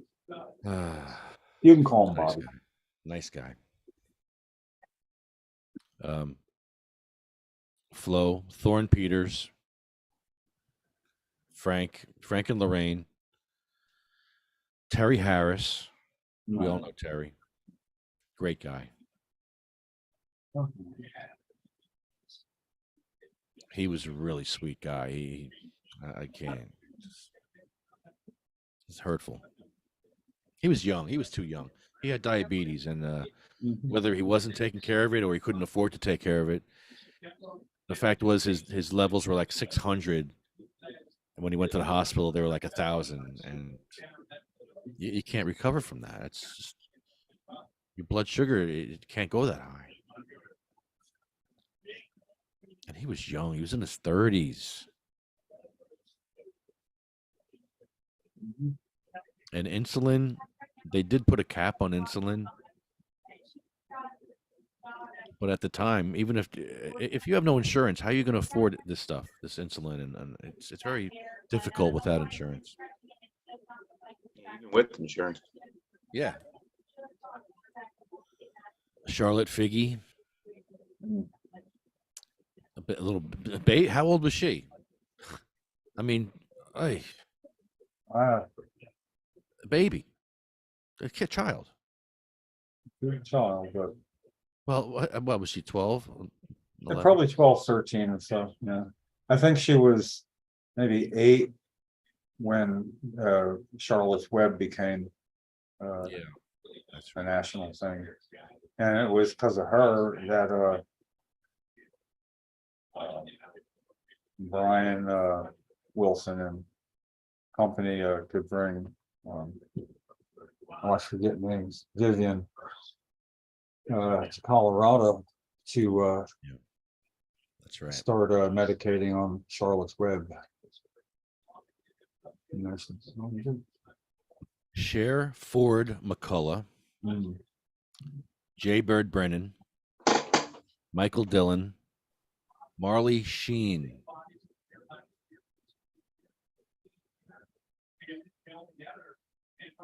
That dude was solid, man. Marley was the best.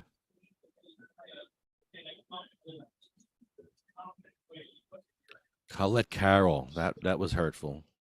Oh, Colette's sweetheart. She was always sweet. Man, that really hurts. This list is hurtful. It's hurting me tonight. Brendan, Red Blazer, Rico, Lulu, Becky, and Jeff Oakes.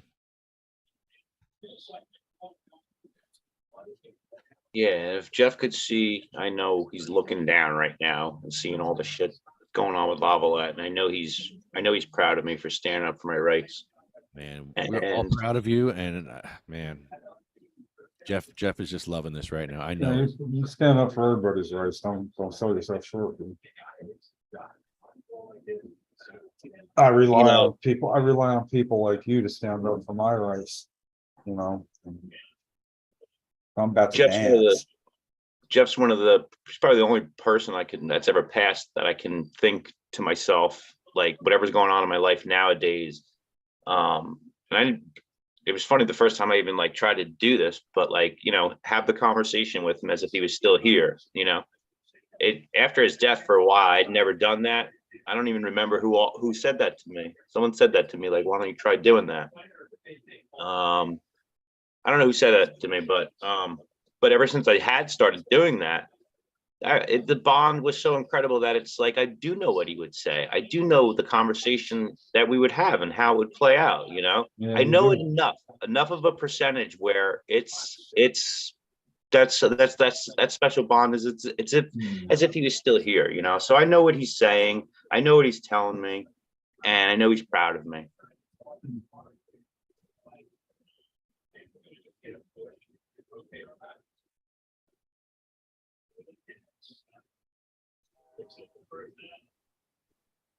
He was amazing. The flippancy with in the motel with Lefty when they were taking medicine away and he had to go in the bathroom. I guess I don't know if he had to take a shit or felt sick or something. But it was the way he looked at the officer and went, "Come on, just come on. No, you come in. You watch me. Watch me flush my weed down the toilet because the nurse told me or the doctor told me to." But he was in charge at that moment. Didn't matter, not by codified standards of what being in charge would be, but he was the one in charge because you don't need to speak the language. You could watch all that and in a foreign language and know who was in charge. So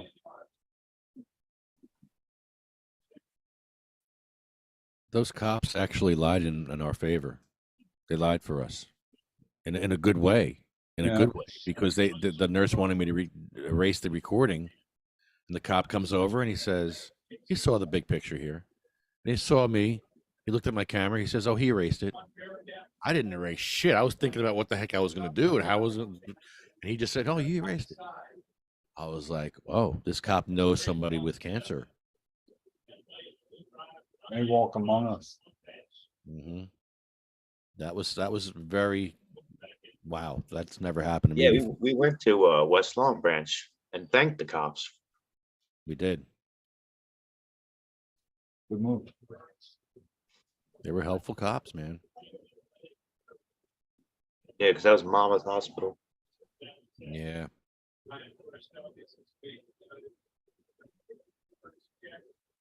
Yeah, I used to watch the UFC fights with Jeff. And I remember this. I think Stylebender was fighting that night. So whenever Stylebender is fighting, I always think about Jeff. I don't know. It's just a thing I got.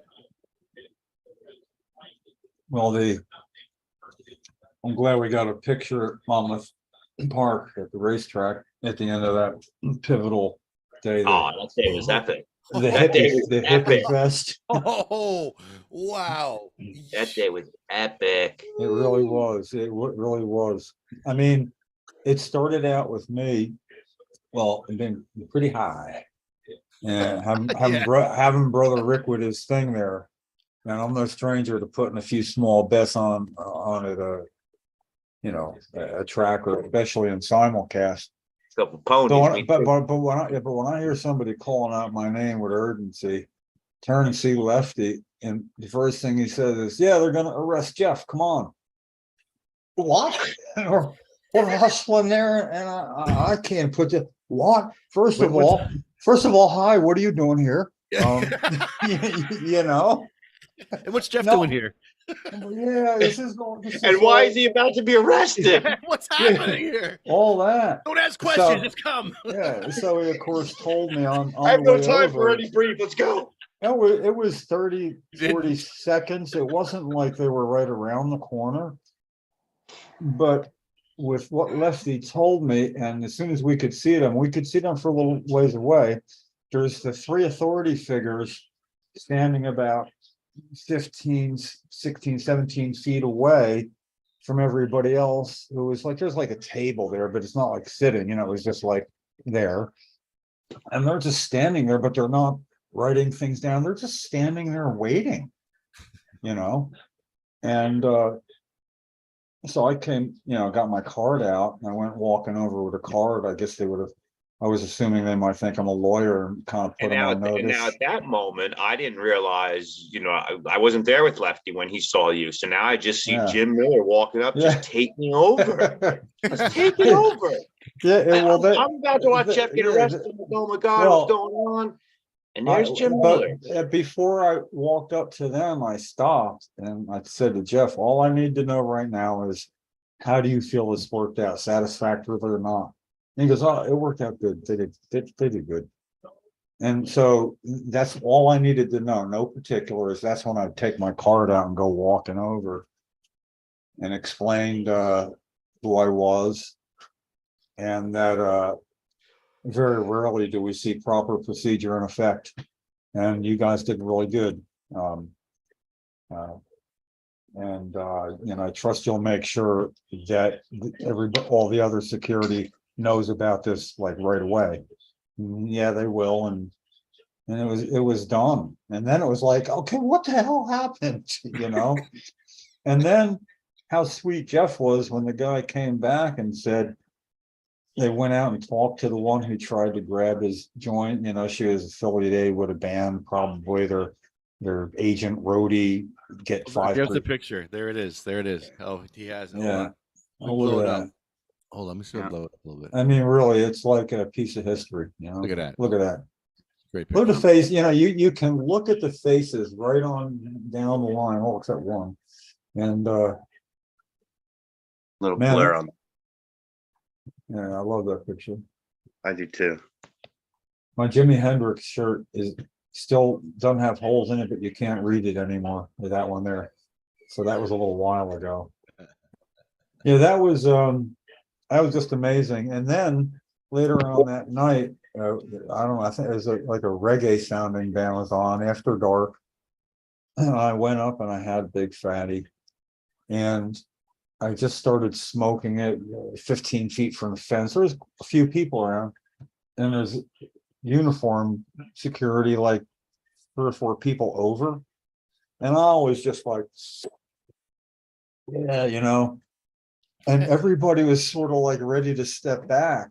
And this guy'd look over and he like I wasn't there, and it's like, what is he, invisible?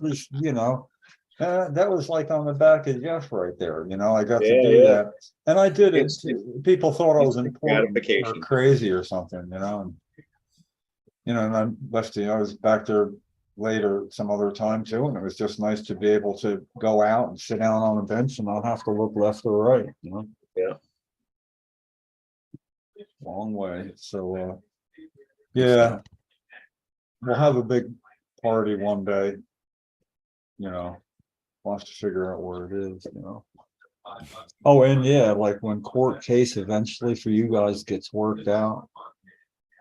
If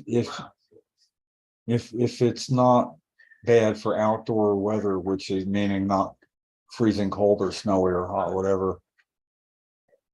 We ought to just gather over here. We've never had people, we've only had people over here one time. And that was way back in the day. It was about medical cannabis, and we're doing some, Phil Charles was doing some filming of children who were, you know, a couple, I forget who was here exactly. I just thought about it, you know, and I know when it's worth celebrating, I'm gonna be sitting right back there all by myself. Yeah, this is exactly where I was sitting first time I legally smoked, when I became a patient.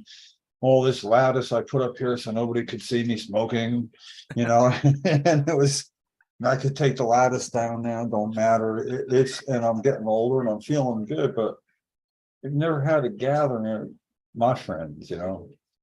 And I don't know.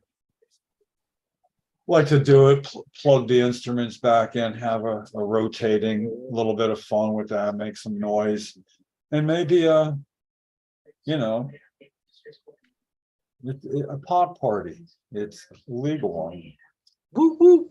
Hell yeah. Crab legs and ashtrays. Crab legs and ashtray. Yeah, that's what I'm saying. You know, I was explaining it to Ken twice. It's like, you don't have to worry about anything if you have a good spread, you know. I mean, I like mac and cheese, but not that. It's just, if the music wasn't good, didn't have anything else, have a good spread, a good feed. And, you know, I kept just adding, and an ashtray seemed appropriate to make it a very short explanation. And I'll put up a really good feed for everybody. And take a little home if you want, you know. In other words, we don't want to let this stuff get, you know, you take some with you. And then, well, hi, honey, how was it? Oh, look, crab legs was awesome, man. You share a pot, had ashtrays on the tables, you know. What else you do? What do you mean? What else is there? We did a lot of that, and I know I'm right. But to his credit, at the meeting, of course, he would come back to one of the meetings. Yeah, but it's free in Berlin. The venue, we get it at no charge, and therefore we have money to spend on the food. I don't know if I was having fun in the beginning, just making up for what I thought I might have missed, like whoever proposes the most amount of money we spend, I vote with him or her. You know, in other words, here's what I'm okay with. I don't really care. I'll be there. I don't know though. To be honest with you, that's probably one of if it's not in Berlin, it's probably an event I could miss, you know. I don't know how that would look to miss the 20th anniversary thing, but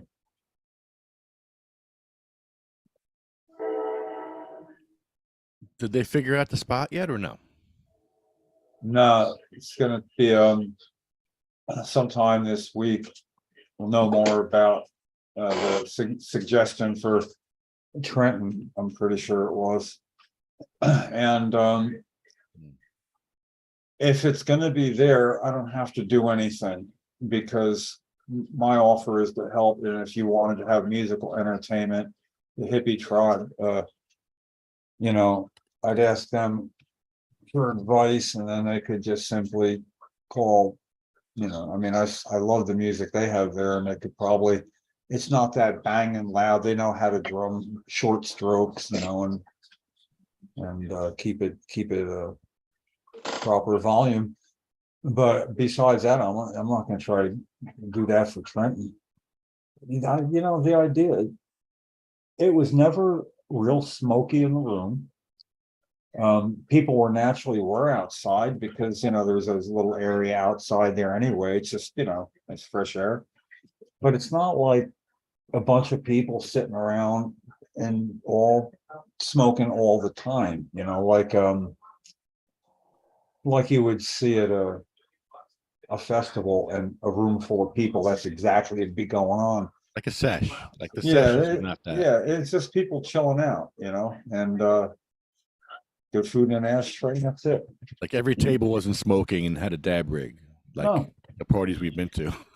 I've been to parties where, it's insane. I need goggles. I need goggles, literally. Yeah. Yeah, when your eyes are like, I got. I can't see. I had to leave a bunkhouse at the first festival I went to in 2004 in New York, and they had a cannabis cup in there, and the bunkhouse had like a large eating room with maybe long picnic tables, and then another. It was a pretty large room, and they just sat there and rolled joints for a cannabis cup that just deteriorated. I mean, the guy, he had a really deep voice. When you gonna pass a joint to somebody, tell them what it is. And he hands me a joint. I go, "What is this?" "I don't know." It was, like usually last one loses in any kind of thing, but last one judged wins. I always vote that. It was fun. I was supposed to be. It was assumed I would like to be a judge at the Cannabis Cup. Back, I think it was 420. I don't know. It was a Cannabis Cup thing. Hippie Tribe was there. Wednesday was giving out a lot, and so I forget who was in. Maybe it was Wednesday. Said, listen, I can't be a Cannabis Cup judge, but Seth, man, he's really, really good at it. So how about he take my spot? So whenever it's, hey, would you like to be a judge? And Seth's like, holy crap, yeah. He was the best judge. He was making notes and stuff. And I pegged it right from the beginning, He knows his terps. Yeah, well, he does. He's a good judge. He's an interesting case study himself, Not quite like you, Mikey, but along a very similar path for a very similar problem. Yeah, no, he's such a good. Yeah, he's such a good dude. You know what I mean? He don't got Yeah, a bad I do. bone. He don't have a bad fiber in his bones, He man. doesn't, and he has the ability to set a path, stay on it, and understands it's okay to be proud of yourself when you're doing good. Because you pull yourself along, man. You don't need others as much when you can stick with that path, and he gets results. And I tell you, I see a lot of things in him that I see in myself or whatever. Like he That's does what I was saying, I do the same thing where it's like he beats himself up more than is necessary, but that's also what gets you where you got. It's a double-edged sword. If you weren't beating yourself up, you wouldn't be holding yourself accountable. You wouldn't be having these standards and these ambitions and goals. But it comes with the territory, and you're just constantly beating yourself up when you shouldn't. And I that's one of those things that I've tried to learn to try to shed over the years.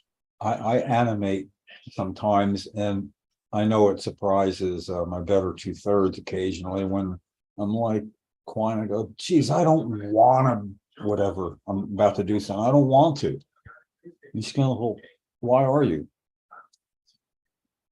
I told myself I have to. I thought about it.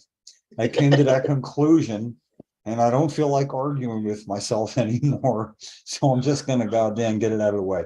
But I swear, I think of something going in. Okay, here's why I'm going to have this beer, because I'm thirsty. Oh, but wait, I got to write some shit after dinner. It's only one beer. No, it doesn't matter. But it doesn't matter. Fuck, I'm not having beer. And I'll audibilize it. So I don't subscribe to that thing. If you talk to yourself or about yourself in front of yourself, you're crazy. We do not subscribe to that. True. Yup. I had to say, well, you know how it is. I'm a Gemini. Me too. Yeah. I got May 21st, just like Cheryl. You remember that? Yeah. And the other, I got surprised, and she's immune to surprise after so long, you know. But one time I was like, awesome, I forget what. And she didn't get it at first. And I go, yeah, I thought real hard about it. And it's okay. It's what I wanted to do in the first place. And I was so happy. 3 out of 4 times it doesn't go that way. And this one is clear cut. It's like self-care Sunday. Damn right it is. Okay, I'm clean, you know. That's you got to play tricks with the brain. You know, the brain likes reward systems, and you know, sometimes it's easy to fool it. Like I remember when I was a kid, I used to be in class, and I'd look at the clock, and I'd say to myself, it would be, let's say it was 15 minutes till the period was over. I'd start saying in my head, half hour till we're out of here, half hour till this period's over. Then 10 minutes would go by, and 5 minutes away, and we're, you know, that's what I was doing at school. Well,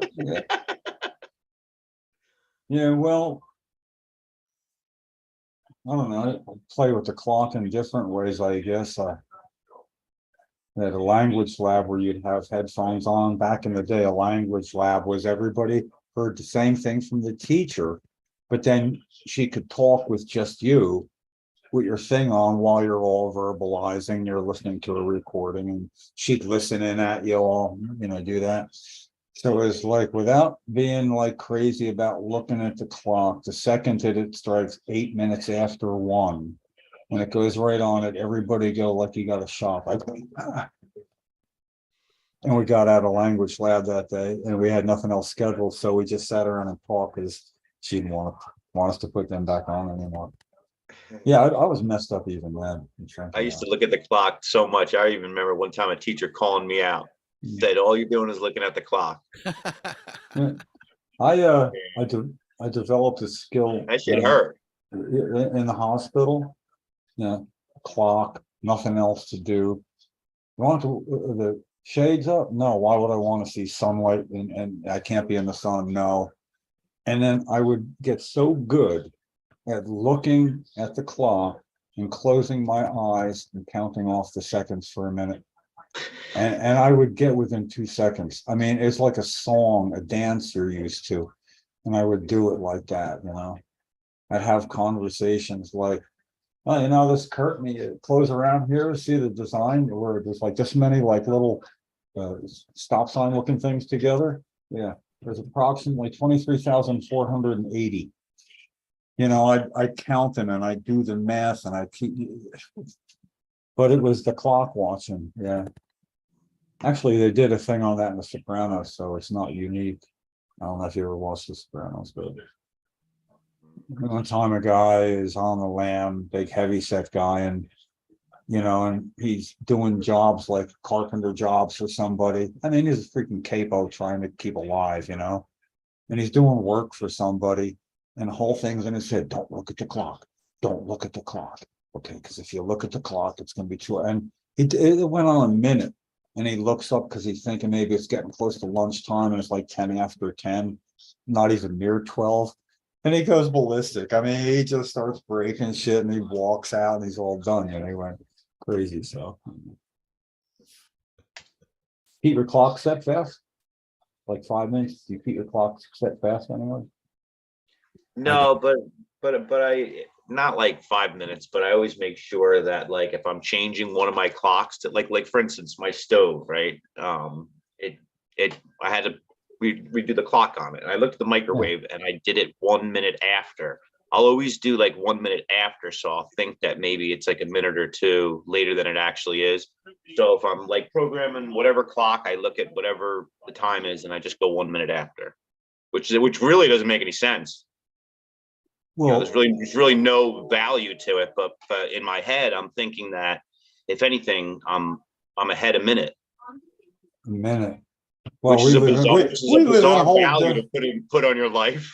we live in whole different worlds. You know, a minute, I'm never a minute late. You know, yeah, The brain's tricky, man. yeah, no, but it's your brain can be tricked by people who know you need tricking. I was always late getting Cheryl into the waiting room because it involved everything back in the chair, and then I got to get her in, and it was never quick. And it was if it were a 1 o'clock appointment, I might be kind of sticking my head in and say, okay, listen, I'm sorry we're late, we're here. I'll be in a couple of minutes. And they'd know, and I'd come in, you know, go in. And one time somebody different was like at the desk there. And I came in and I said, sorry, we're late. And she goes, oh, no, I don't think you're late. And another one came over. Oh, yeah, I think no. What's going on here? You know what they'd been doing for like maybe 2 years? They've been lying about my appointment time by exactly 15 minutes. So every time I thought I was late, I was 5 minutes early, and they take us right in anyway, you know? That wasn't nice. It was like really sweet, but then That's sweet. That's really yeah, that's like, but yeah. it was really funny watching it happen, you know? And part of me felt like a little bit like a doofus that, you know, but it was just funny how she rushed up real quick, like the jig's up, man, you know?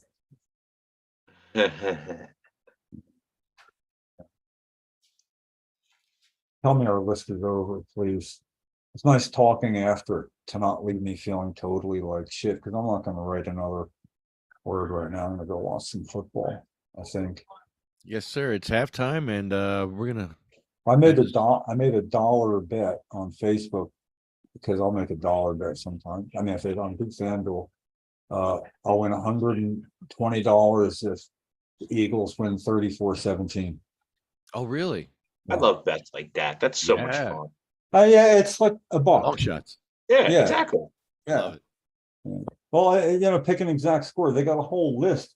You can pick any score against any other score, and it's funny because one will be way higher, but they're thinking, well, Yeah. that would be tough. That would take a safety to get that. You know, well, they could miss an extra point and go for Yeah. you know, all that. So I just went with like the 34. I closed my eyes, and 34 popped in my head. The other one I thought about. So my guess is it will be 34, and I missed 17. I figure I'll just tell you. So if you see the game, you know, you know, I'll split it with you guys, 33 cents. I mean, 30. You know, hey, if I win, I'll donate the money. $120.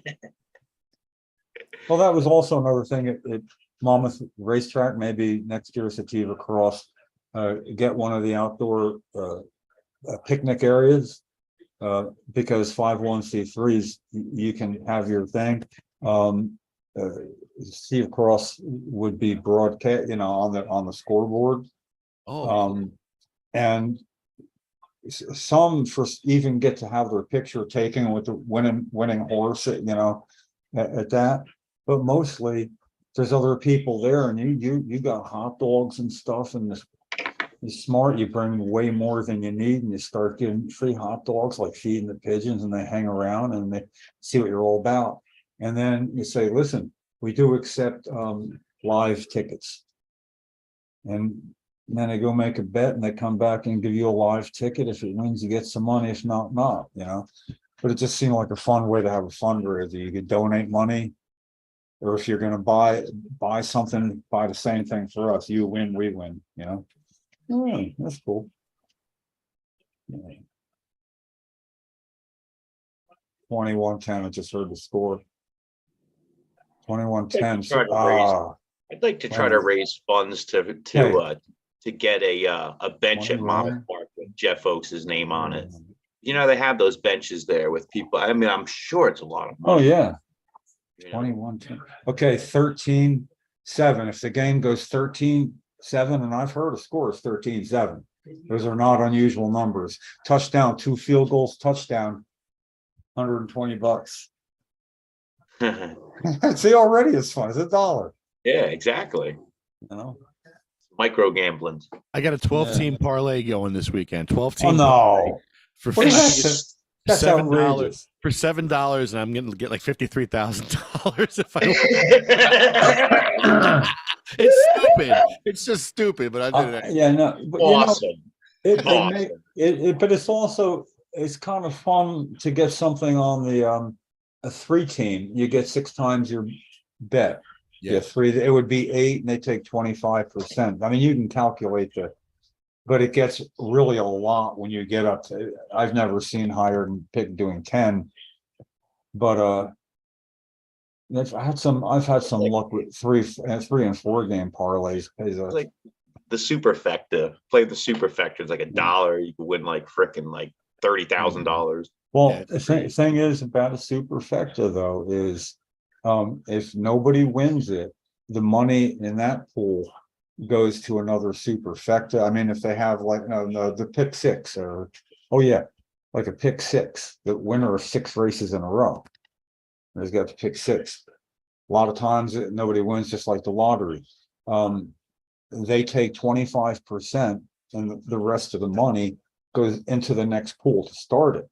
So the odds are now skewed unless that many more people jump on it because of that. But at a racetrack, that doesn't happen sometimes, and you can get some pretty good money. I bought a pick 3 tonight. I never ever buy the pick 3s, pick 4s. I don't ever do that. But for some reason, when I was at the store earlier, I was looking at the prices on the backs of like the cigarette prices and stuff. And like Newport's was like $9.85. And for some reason, my brain just said, you have to get a pick 3 $9.85. And I did. And I never do that. So was it in a box or a straight? I got it straight and boxed. Oh, yeah. So, but the payout's the same each time now. In New Jersey, used to have different payouts. It's 40 for 50 cents. No, it's $40 for the box for $1. You get 40, and then you would get like 240 or whatever for the other.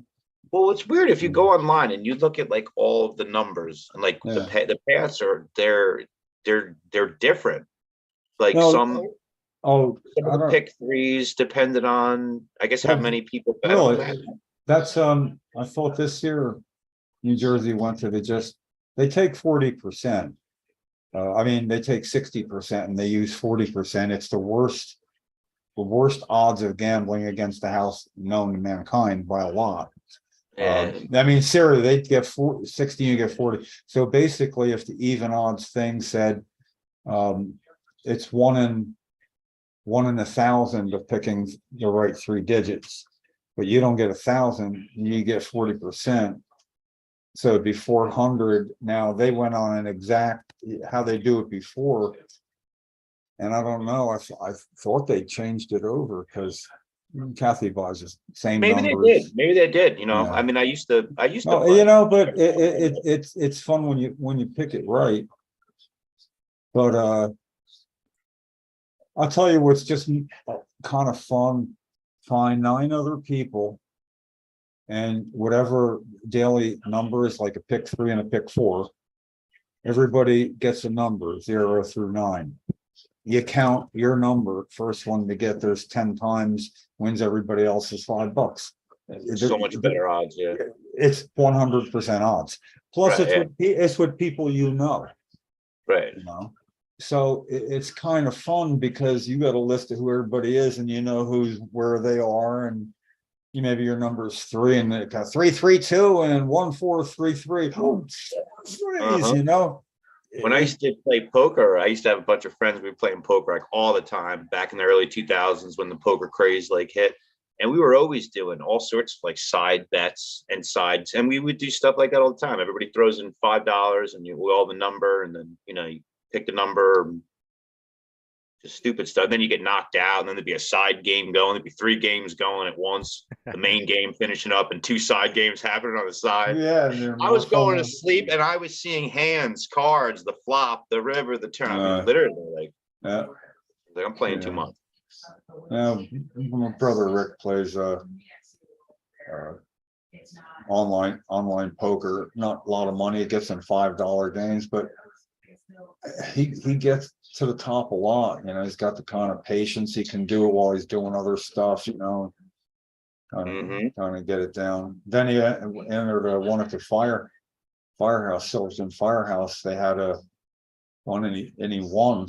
So he got like $700, but it was in like gift cards and things or something, you know. It was, I don't know how it was, but you know, he ended up with Music 700 gift bucks cards or worth. whatever. Probably. That's cool. Yeah, something, whatever. So it kept saying I want to back him, you know, we you know, get a few people, come on man, go play at the Borgata, you know, it's a $200 entry fee or whatever. Not a whole lot of money, but enough where there'd be some big prizes. I just want to see him sit down with people where he got people like around him doing stuff. What's he gonna do? You know? Yeah, I one time won like $3,500 playing poker in Atlantic City. It was $100 buy-in, and it was a lot of people. And this was when I was playing a lot, and I never thought that I would ever get down to the final table either. But I always said, like with my friends, we'd always say, like, if it ever came down to me and someone else, I would never split it. I would never split it, you know, never split the money. And then got down to the final table and I was killing it. I was on fire. I like knocked off like at least 4 people on the final table. Then it got down to just me and one dude, right? And honestly, I was like half completely obliterated drunk, like, but I was just killing it. And I never looked at the scoreboard. I never looked at the numbers, never paid any mind to it. And it was me and this dude, and I was chip leading. And we played 3 hands, and each hand he went all in on, like before the flop. And then within those 3 hands, then he had the chip lead. And he had asked me right off the bat when we started, you know, heads up. He said, do you want to split it? And I said, no. And I didn't look at the board still. He won those 3 hands, and then he had the chip lead. It was pretty obvious that I think at that point he had the chip lead. And he asked me one more time. He's like, you sure you don't want to split it? And then I looked up at the board, and I saw first place and second place, and it was a combination of $7,000. And I was like, wait a minute, I'll take $3,500 right now. This is over.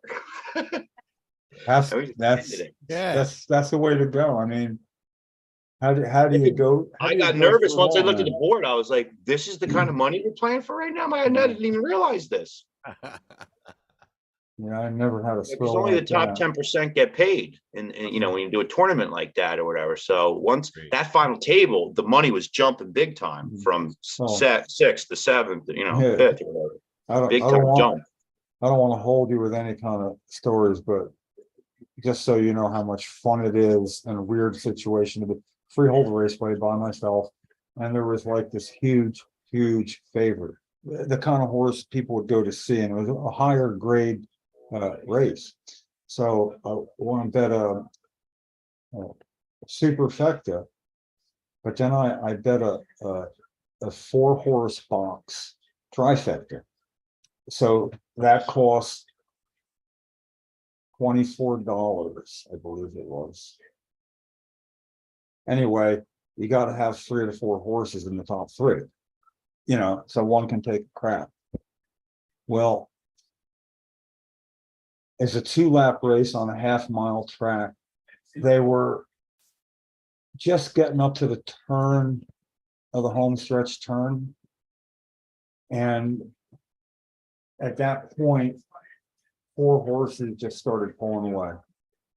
And the others, like 6 others back there, maybe more. It was like a wide 10-horse gate for sure. And the favorite broke. He started galloping. He's out of there. Everybody had money on him in all their combinations, everybody.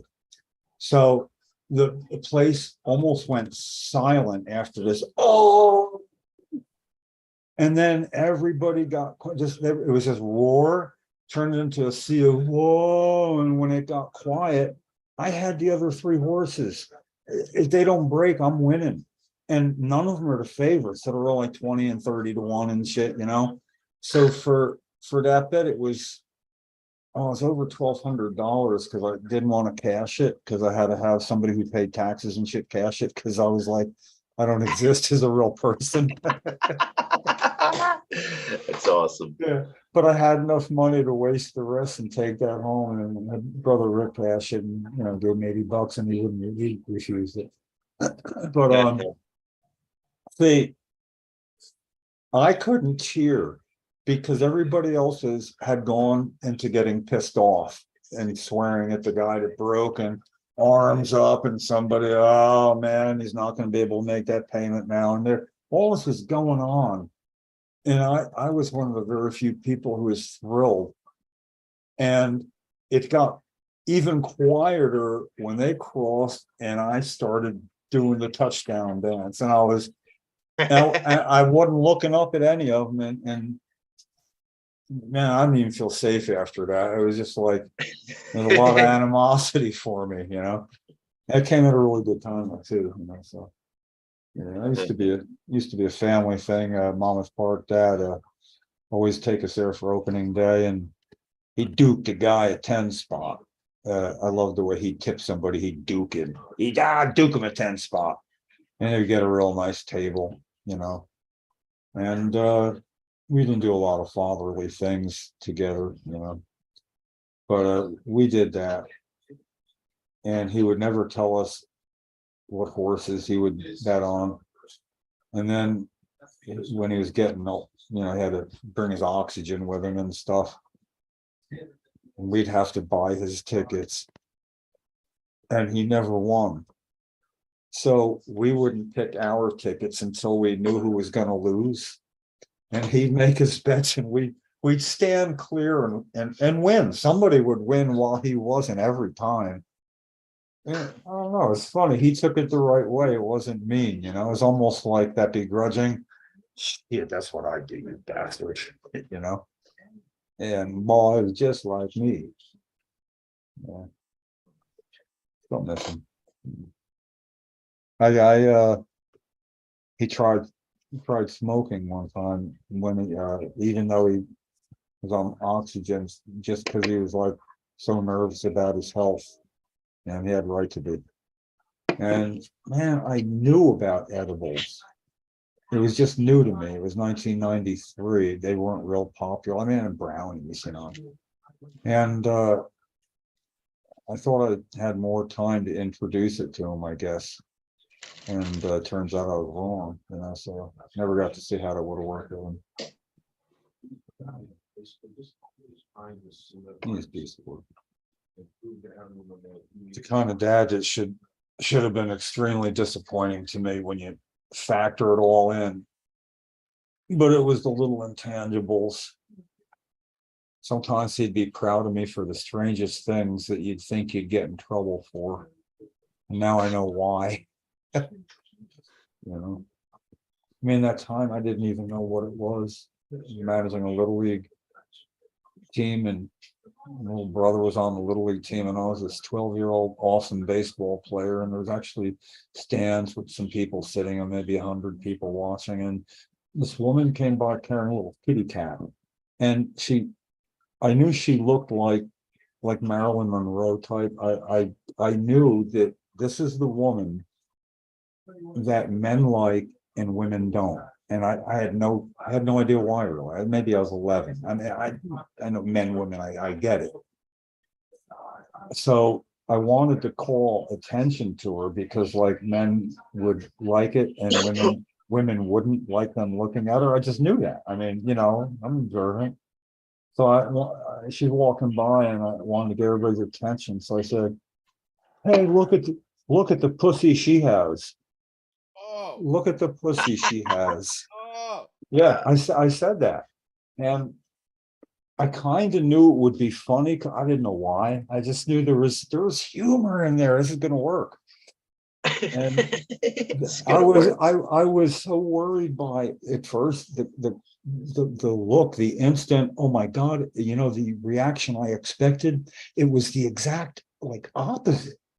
And it caught me unaware. And then I heard laughter that couldn't be contained. And I looked at this dad laughing at me. He turned, he saw who it was, and he saw how shocked everybody was. And see, this is when dads are supposed to yell. And all he did was like laugh at me. And then everybody started looking at him. That's it bad. He took the heat. No, he didn't. He just couldn't contain himself, you know. It's freaking hilarious. You know, and there was like Right, two or think to himself, that's my boy. yeah, yeah, well, he probably was. But I'm glad he didn't know that there were two off-color jokes in particular that I knew were funny, and I didn't know why.